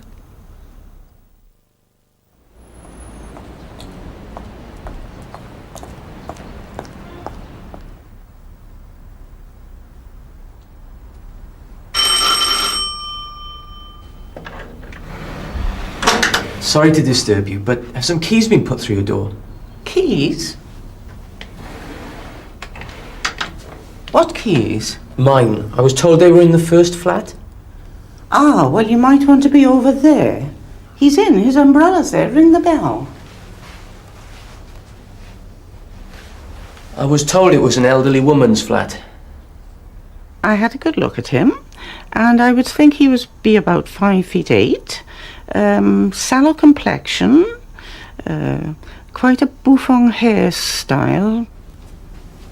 Then I came in here and stood there where I could see him walk right along, knowing that he'd arrived at Enid Poole's flat.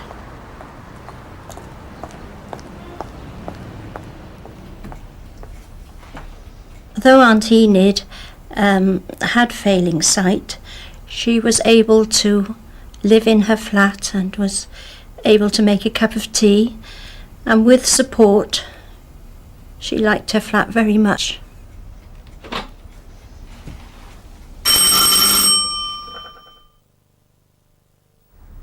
He was in Enid Poole's flat for less than 10 minutes, in which time he attacked the 90-year-old very severely and left her unconscious.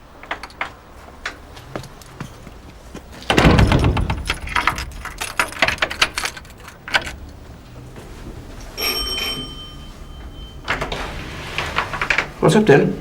I feel a bit disturbed, Gordon. I've had a funny caller. Can I come in? Come in a minute. Would you know him again, though, Dale? Oh, yes, I had a good look at him. He had a black leather jacket on and some... Is that him, Dale? That's him, yes. Yeah. Looks like if he's going somewhere. Yes. When I took my class. A quarter of a mile away, Maya Locher was making her way home from a weekly pensioners' get-together. You sure? Take care now. Bye-bye. My aunt was a retired head teacher, and on that Wednesday afternoon she'd been to the Wednesday Club, which is an offspin of the Towns Women's Guild. She liked to have a little walk, if possible, not every day, but a few times a week. Hello, Myre. I'm not wearing my hearing aid. Give you a ring later. Bye.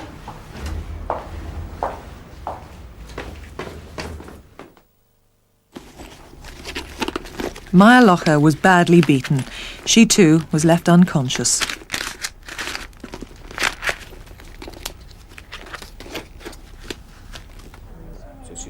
We were chatting amongst ourselves again, and then I think it was Gordon said, "He's going out." Yes, that's him. I wonder where he's going now. And then suddenly he stopped, and he looked at Laurel Court quite slowly, and that was the last we saw.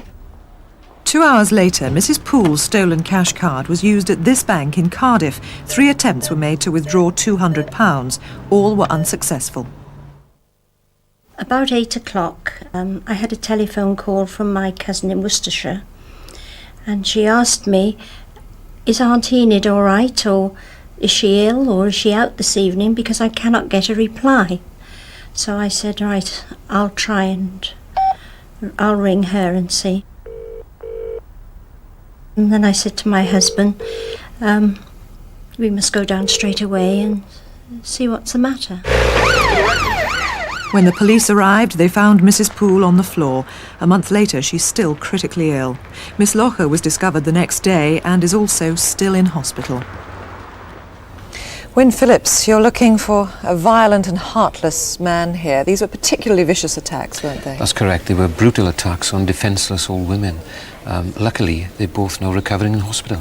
Now, you have reason to believe that he's struck again since those incidents. Yes, I believe he has. About a fortnight ago in the Cardiff area, there were some striking similarities to an offence there, which were very, very similar to the Barry jobs. But no one was hurt? No one was hurt in that instance. Now, obviously, we don't want to alarm elderly people living on their own, but they do presumably want to be on their guard as a result of this. What advice do you give to people? Well, don't allow strangers into your homes. Seek ID. If you're not sure of people, then ring the police. Ring neighbours, family, friends. If you think police, then call the police. So, what do we know about him? You have any fit? We know he's about 5'8", 5'10" in height. He's of slim to medium build, dark hair, brushed back and possibly gelled. He's of sallow complexion. On the day in question, he was wearing a black leather jacket and turquoise trousers. And he seems to have a connection with the area. I think so. Although he may not be a native of Barry, he seems to know quite a bit about the area. Certainly knew that the lake in the Knapp area of Barry last September, October, had been cleaned, had been drained. He also spoke about swimming in the swimming pool there some years previously. He also spoke about Worcester, Cheltenham. he may know something about those areas. And in the first scene we saw, he used a peculiar turn of phrase a couple of times. Let's see it again. I wonder if I could have a drink of water. I've got a tickle in my throat. It feels just like a feather. Well, wait a minute then. Just like a feather. It's an unusual thing to say. It is unusual, and it's unusual in most parts of South Wales, I would think, but somebody must know who uses that type of phrase. If they do, if he fits the description, then please give us a ring, let us know.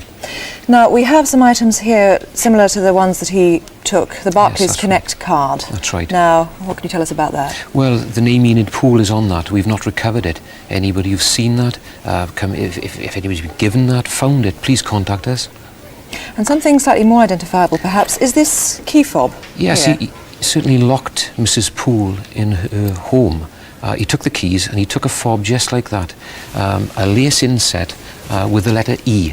So this is a B, but it's very similar to this. Very similar to that, E. yes. We'd be interested in anybody who may come across that. Well, Wyn Phillips, thank you very much indeed. Obviously, you're concerned he may strike again, so it's essential, obviously, that he's caught. Yes. Well, here's how to help if you do know. Just make that free call, 0500 600 600. Make a note of it, 0500 600 600. It's good for all the cases tonight. Or you can call the incident room in Barry direct. That's on 01446 731 609. That's Barry 731 609. Start by going back. 2 months ago, we reconstructed one of Britain's most appalling murders, perhaps the worst crime in Wales this century. Mandy Powers was 34, her daughters Emily and Kate were 8 and 10, her mother, Doris Dawson, was 80. The injuries they sustained were savage beyond comprehension. Since our last appeal, a host of new clues has emerged. So it's Saturday, the 26th of June. It was a memorable afternoon in Wales when the national rugby team beat South Africa for the first time in 90 years. But it was a terrible night in Kelvin Road in Clydach in Swansea. We start with Mandy's sister. My sister, Mandy, she was a wonderful mother. She loved her girls. They were her life. And she was good to my mother. They were such a loving family that they wouldn't hurt anybody. Just seemed so odd. So unreal. Why somebody would want to hurt them. Initially, the house would have been smoke-filled, and therefore they're unable to see anything. But once the casualties are brought out into the open, the horror became a reality. Some of them have young families of their own, and to witness the deaths of 2 young, beautiful sisters must have indeed been a traumatic event for them. This is the most tragic and horrific experience that we have had to date.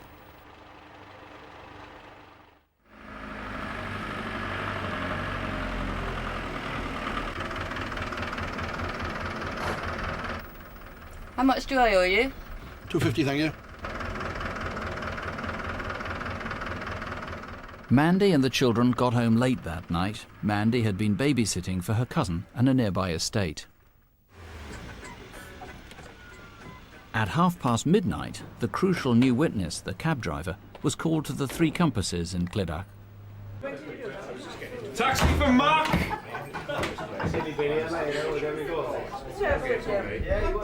He was about my height, maybe a little bit shorter, 5'6", 5'7", stocky, black hair, spiked earring in each ear. Who was this who took the taxi booked for Mark? Come forward and eliminate yourself. Where to? Kelvin Road, mate. Get the on in. See the game? Oh, class, but don't I? What a game, man. 29, 19, I couldn't He was very happy, cheerful at the time. Well, most people were that time of night because Wales won. You see, he had a few drinks, but he wasn't drunk. He sounded quite local. Shoe polish is key, isn't it? That's right,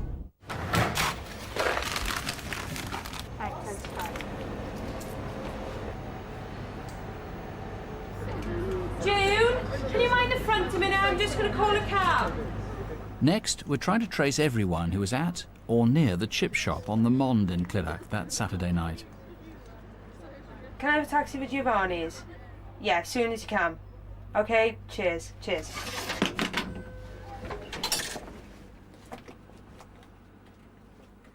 And who was the girl in the white puffer jacket who used the phone at 1:45? She won't know it, but she's a very important witness. This is less than 100 yards from Mandy's house. It's 1:30, mate. No worries, bud. Cheers, man.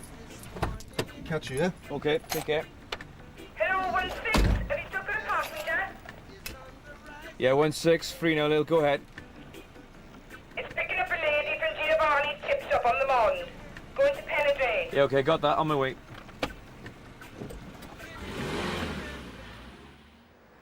But I don't know why she's stuck in my mind.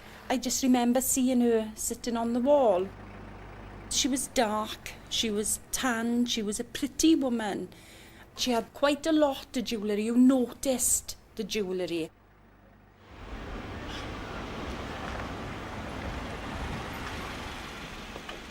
Excuse me, do you mind if I take this one? I'm in a real rush. Sorry, love, I've been working all night. I'm off home.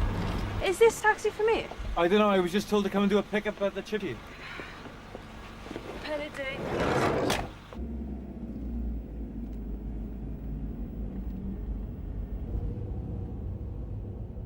Who was this woman? Again, she's crucial to the inquiry. A few minutes later, the cab got back to the Mond. A taxi, love? Yes. She was about 5'5", black wavy hair, quite conservatively dressed, nice smartly dressed, petite. Where to? Kelvin Road. You see the rugby then? Huh? 29-19, 10 points on the South Africans. I tried to have a conversation, she just totally blanked me. Strange, because normally get 1 or 2 words out of people, but nothing at all. Not into rugby? She was sitting there with her hands on her lap, with her head down, as if she was in a world of her own.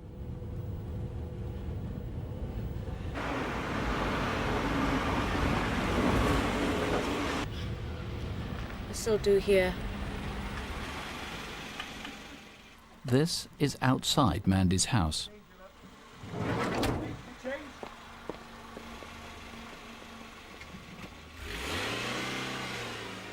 This is the key person that needs to be identified. But there are still others who may be witnesses too. The couple walking down Gethleonan Road at about 2:30. And the man in a bomber jacket who was walking up towards Kelvin Road carrying something under his arm. Please come forward tonight. There's still a row to be eliminated. Were you arguing near Mandy's house that night? It was obviously what woke me up. It was definitely a very big slanging match between two people. The female sounded more distressed than what the male did, but the male voice was more dominant in the argument. And we must still trace the couple walking past the Upper Ford cottages at about 4:15 a.m. They're a few minutes' walk from Mandy's house, but before the fire was discovered. When we got there, it was chaos, really. Firemen, ambulance men, and I just remember just getting out of the car and running up the steps to the house where they were all lying outside. And it was raining. And I was thinking, well, they all were getting wet.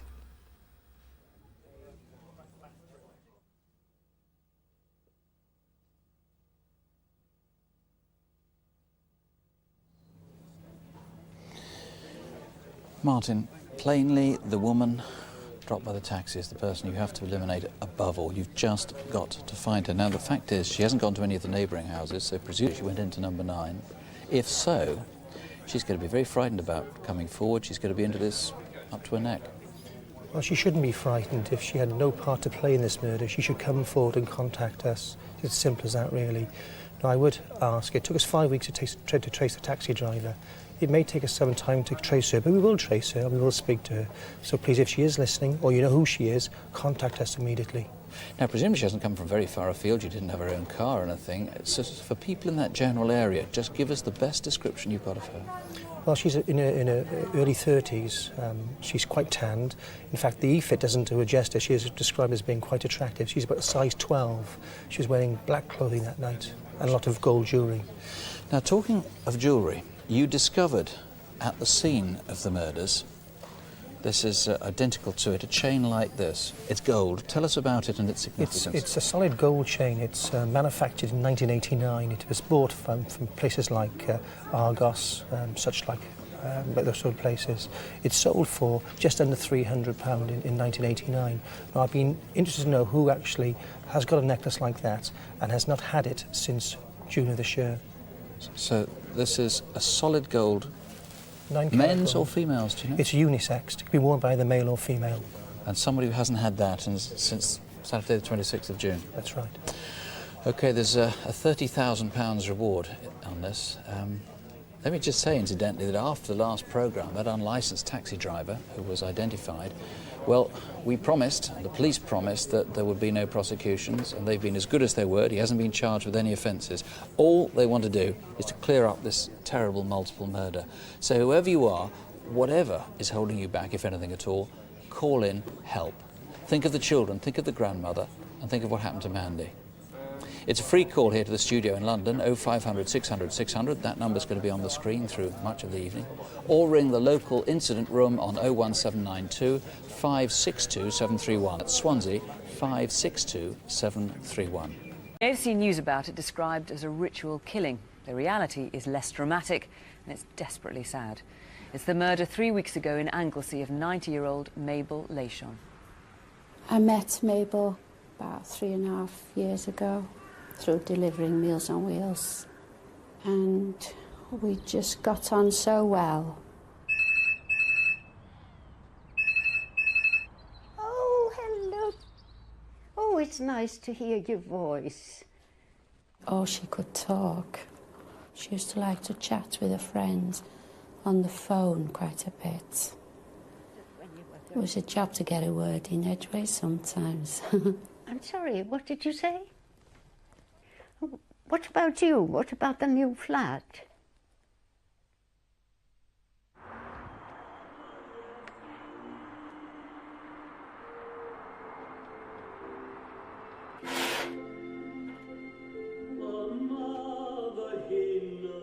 I don't think she liked being on her own. Not day after day. She was always used to mention that.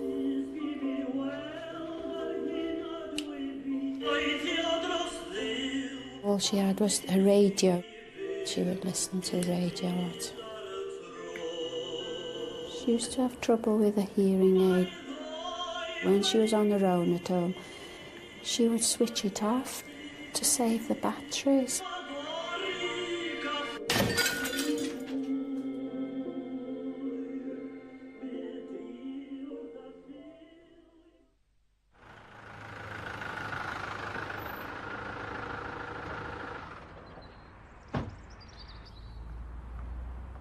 Every Sunday I used to take her a Sunday lunch.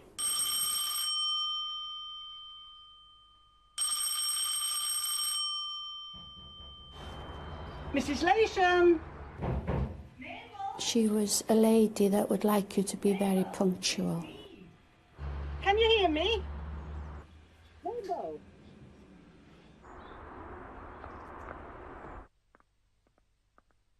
It was unusual for her blinds not to be opened by just after 12 on a Sunday.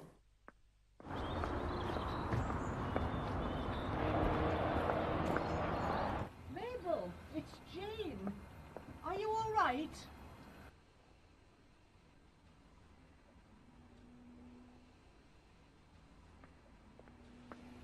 Mabel? Mabel, can you hear me? Oh my God. I don't think about how she would have reacted if she saw someone strange enter her room. She was only a little lady.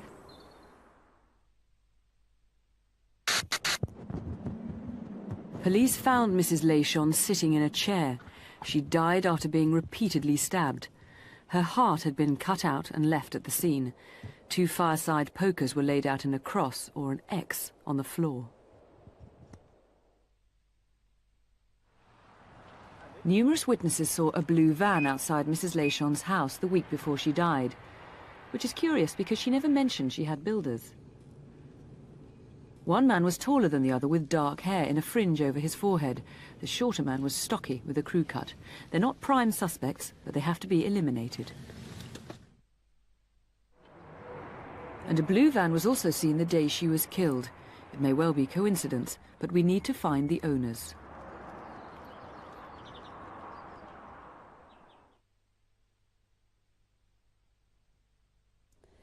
And I don't think I'll ever come across someone like her again.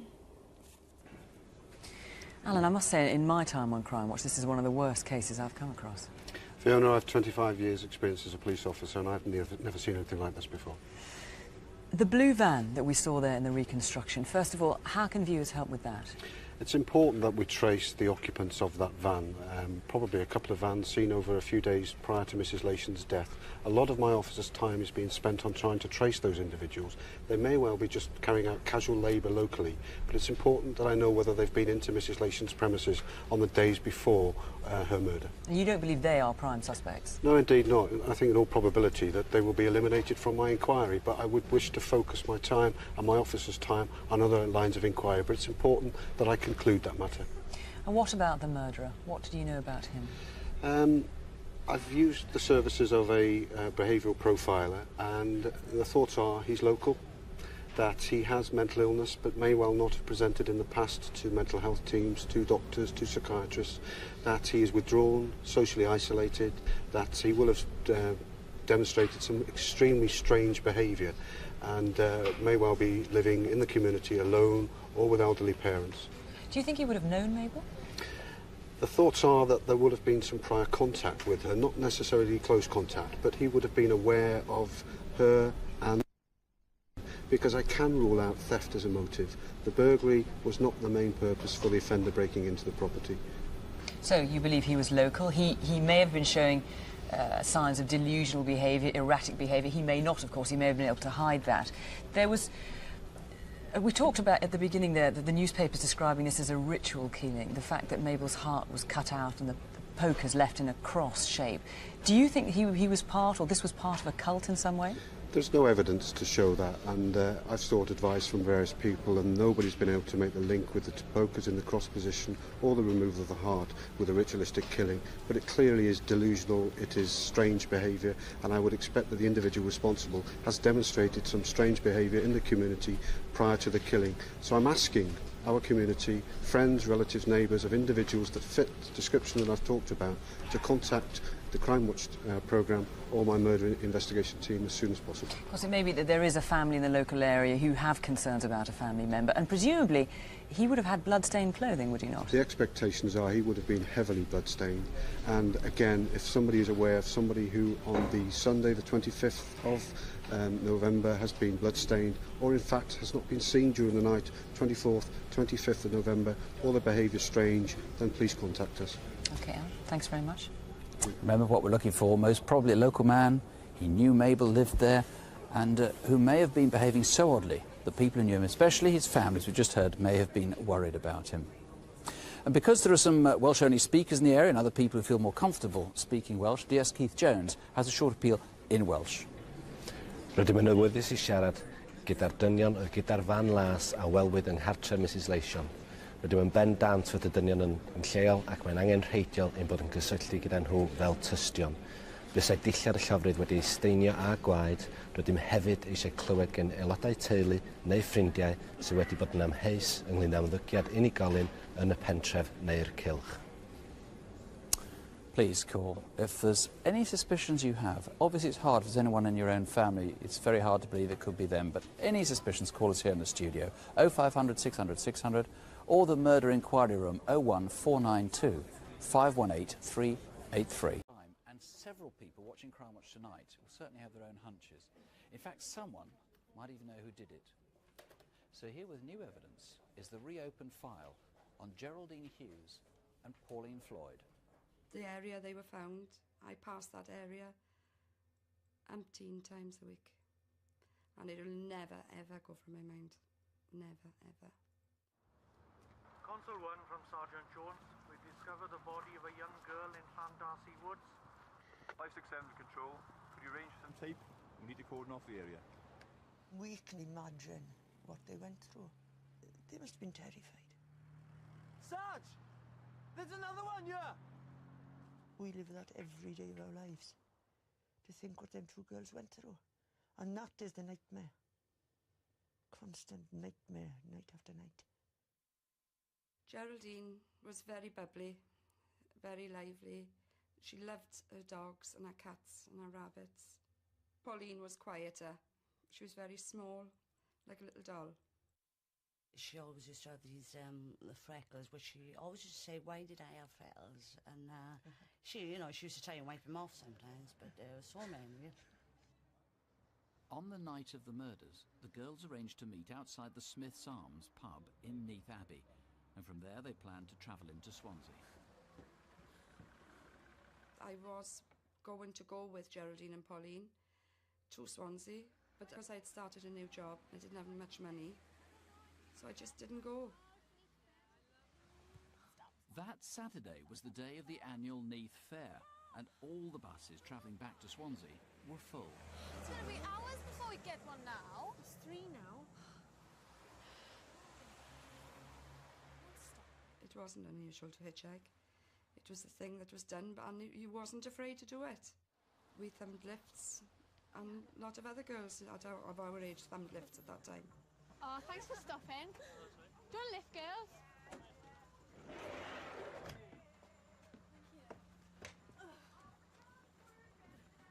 Where are you going, Anne? Top rank in Swansea. We would do that at 8:30.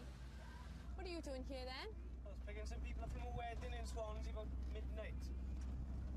Just driving up. What's the time, really?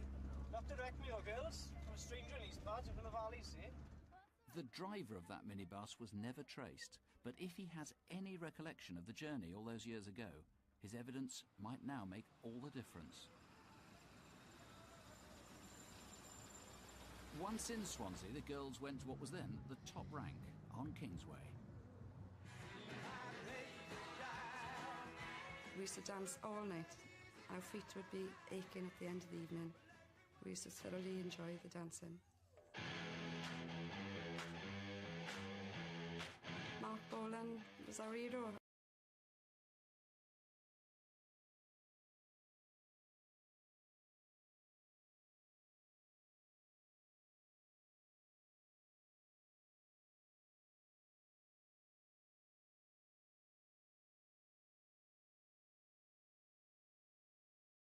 So they decided to hitchhike back to Llandarcy, where Geraldine lived. Many people said they'd seen Geraldine and Pauline getting into a light-coloured car, possibly an Austin or Morris 1100. Did you see them? Or were you the driver that gave them a lift?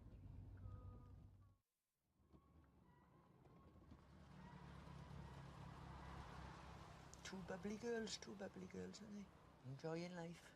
Just starting out, fashions and all this.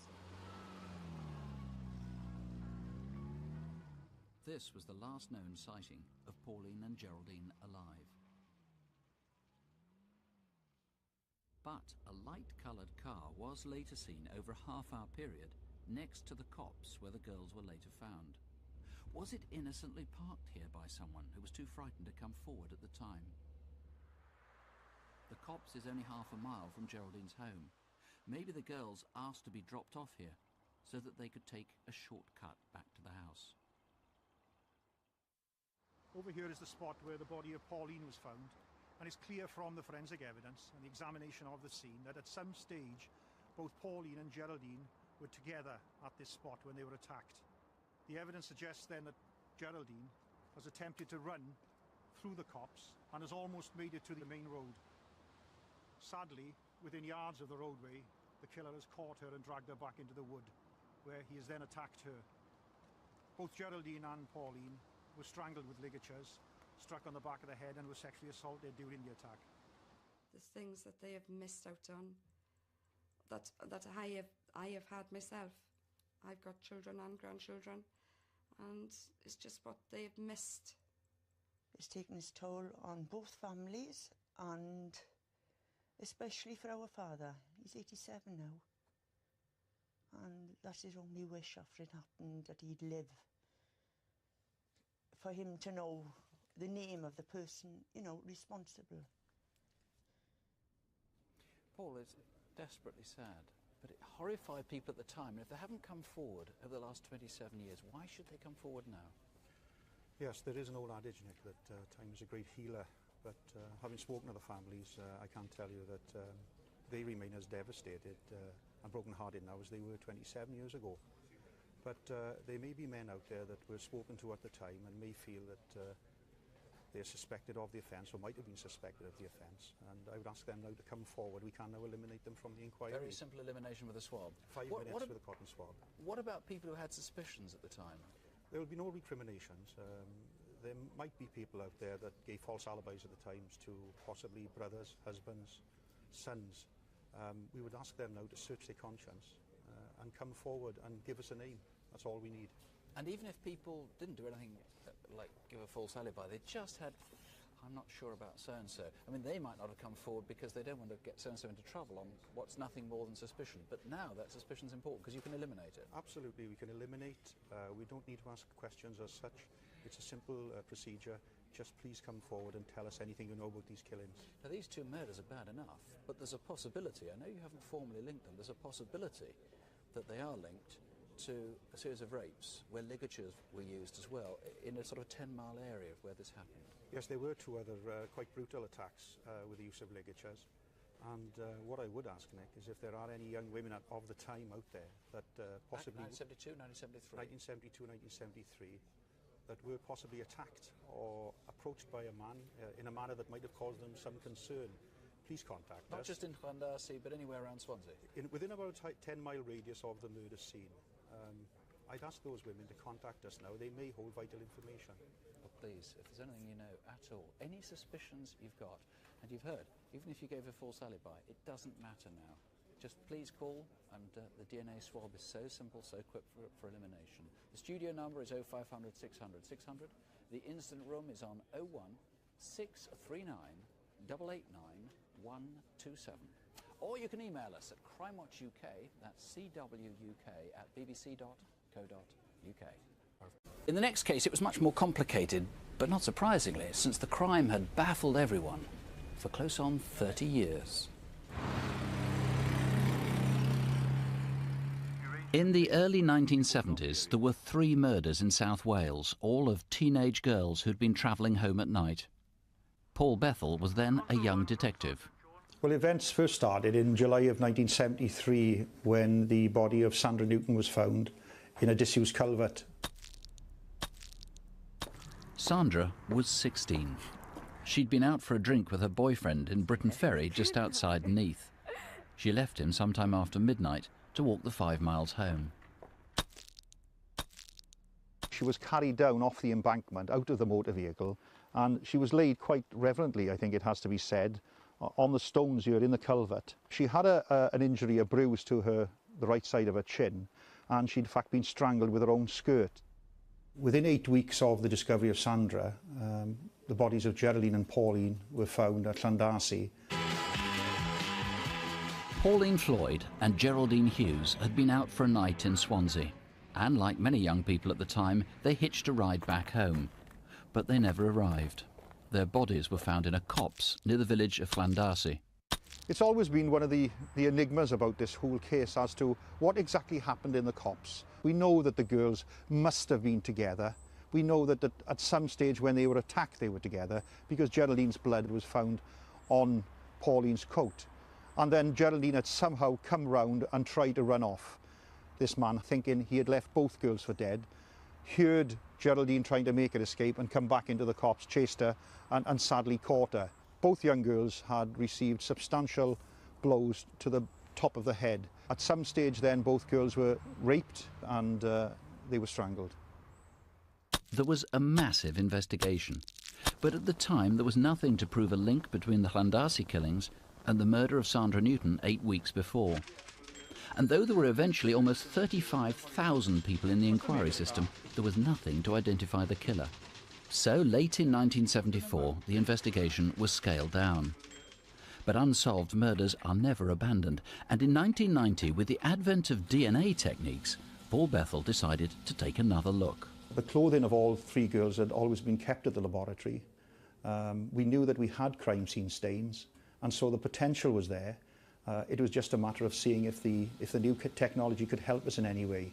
We tried some crime stains from the girls, but unfortunately the technology then wasn't sensitive enough. But we had the presence of mind to keep material back, knowing that there was future advances coming. For a further 8 years, nothing happened. But by 1998, DNA techniques had advanced enough to have another go. We started to produce a profile. And over a period of the next 18 months or so, we managed to get a full profile of the crime stain and the male offender. But now they had a DNA profile, who, if any, of all the people in the inquiry did it match? The police had to prioritise, so 2 detectives were asked to select the top 500 prospects. You have to believe that the individual is in the case papers, and then you have to climb into your time machine, as it were, and go back to 1973 and look for that individual. It's quite a daunting task in that there was up to 35,000 people who were spoken to at some point in relation to the murders. Myself and DC Bale were in this room more or less for 8 months. Due to the amount of paperwork here, one lapse of concentration, and we could have lost the killer. Over 30 years, obviously, people had moved away, moved to other parts of the UK. How did we find these people all over the country? Well, certainly I felt that Crimewatch was the answer. In January last year, we featured the case with spectacular results. You've had an avalanche, of course, an avalanche of names. Yes, absolutely overwhelmed by the calls, Nick. We've had a combination of people from the original case papers 27 years ago, fresh names that we're interested in now and we need to look at, witnesses from the night in question. So we've got a great deal of work to do. I recall taking calls myself in the studio, and we were actually asked by the studio staff to stop answering the phones because they needed to close the studio and clean up. Crimewatch had appealed on the 2 killings at Llandarcy, but around the same time there was a scientific breakthrough on the murder of Sandra Newton. We were supplied with her boyfriend's sample for elimination purposes, and when we compared his profile and her profile, we realised that there was a third person there. And looking at the profile, I realised there were similarities between that and the Llandarcy case. So I knew the profile almost off by heart at that point. When I compared them, it was an exact match. In essence, we knew then, for the first time in 28 years, that the murders of Sandra, Geraldine and Pauline were committed by the same man. One name that came in through Crimewatch was Joseph William Cappan. He was already on the police priority list of 500, but they now took a closer look at him. 30 years back, he'd been suspected by a detective now retired, Elwyn Whedon. When I found out that a white 1100 motor car was involved in the murders at Llandarcy, I knew that Joe Cappan was the owner of a white 1100 motor car. He fitted the description of the person that we were looking for, and as a result, I decided to submit his name into the inquiry. Listen, lads, I've got someone you can have a look at here. This chap may be worth having a look at if you want to take a few notes. Aye, let me get a card. Yeah. Cappa, the name is. Joseph Cappa. Joseph Cappa. Port Talbot. Now, he's got a Morris 1100, and it's white. Oh. And the registration is 6803DF. 6803. Yeah, he's got bushy hair, fits the bill. I think he might be worth having a look at. I'll put him in the system and we'll give him a visit. All right. Thanks, Cheers, mate. lads. All the best. Take care.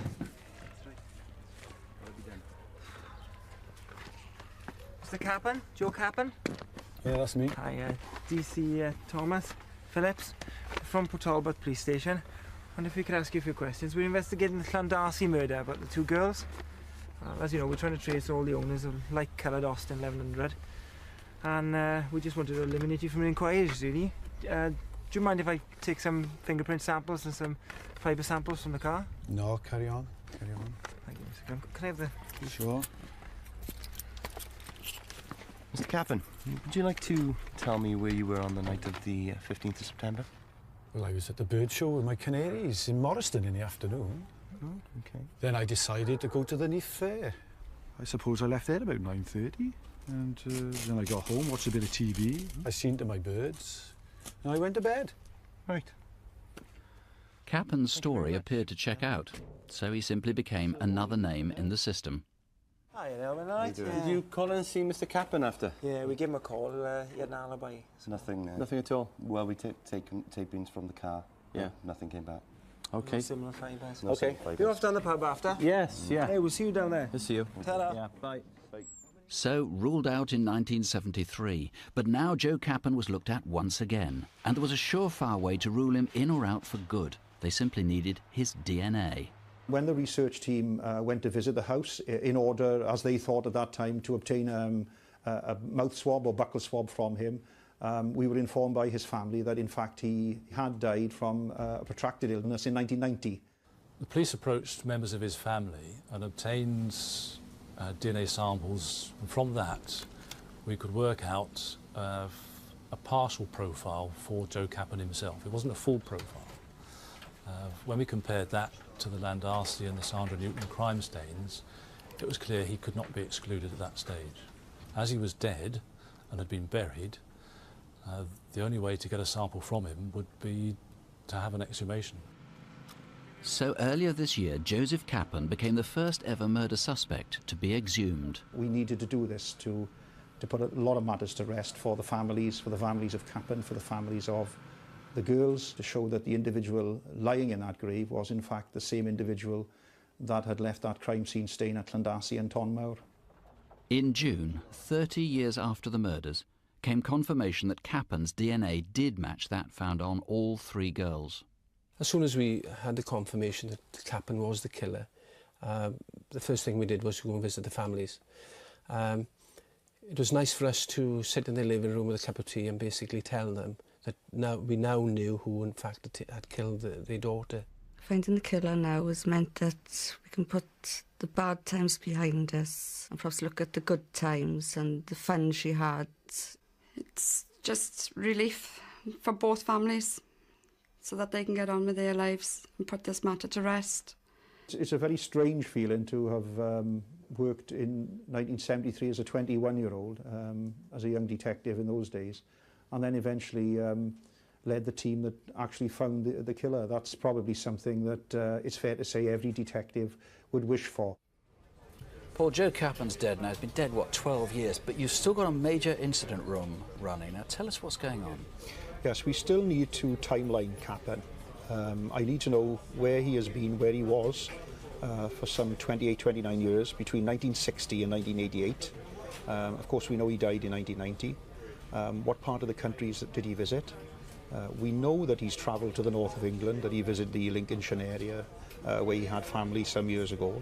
But I really need to know where this man has been. Why are you so anxious so long after his death? Well, I've always been of the view that if this man was capable of killing three young girls within 2 to 3 miles virtually of his own home, using his own car, then certainly he would have no qualms whatsoever about killing elsewhere or in fact attacking young women in other parts of the country. Of course, he was a professional driver, so he travelled a lot, which means he could have committed crimes anywhere. That's right. We know that he was employed as a driver. He drove buses, he drove lorries, and what I would ask is for employers to have a look at the photograph, the name, and search their memories to see, did they employ this man as a driver many years ago?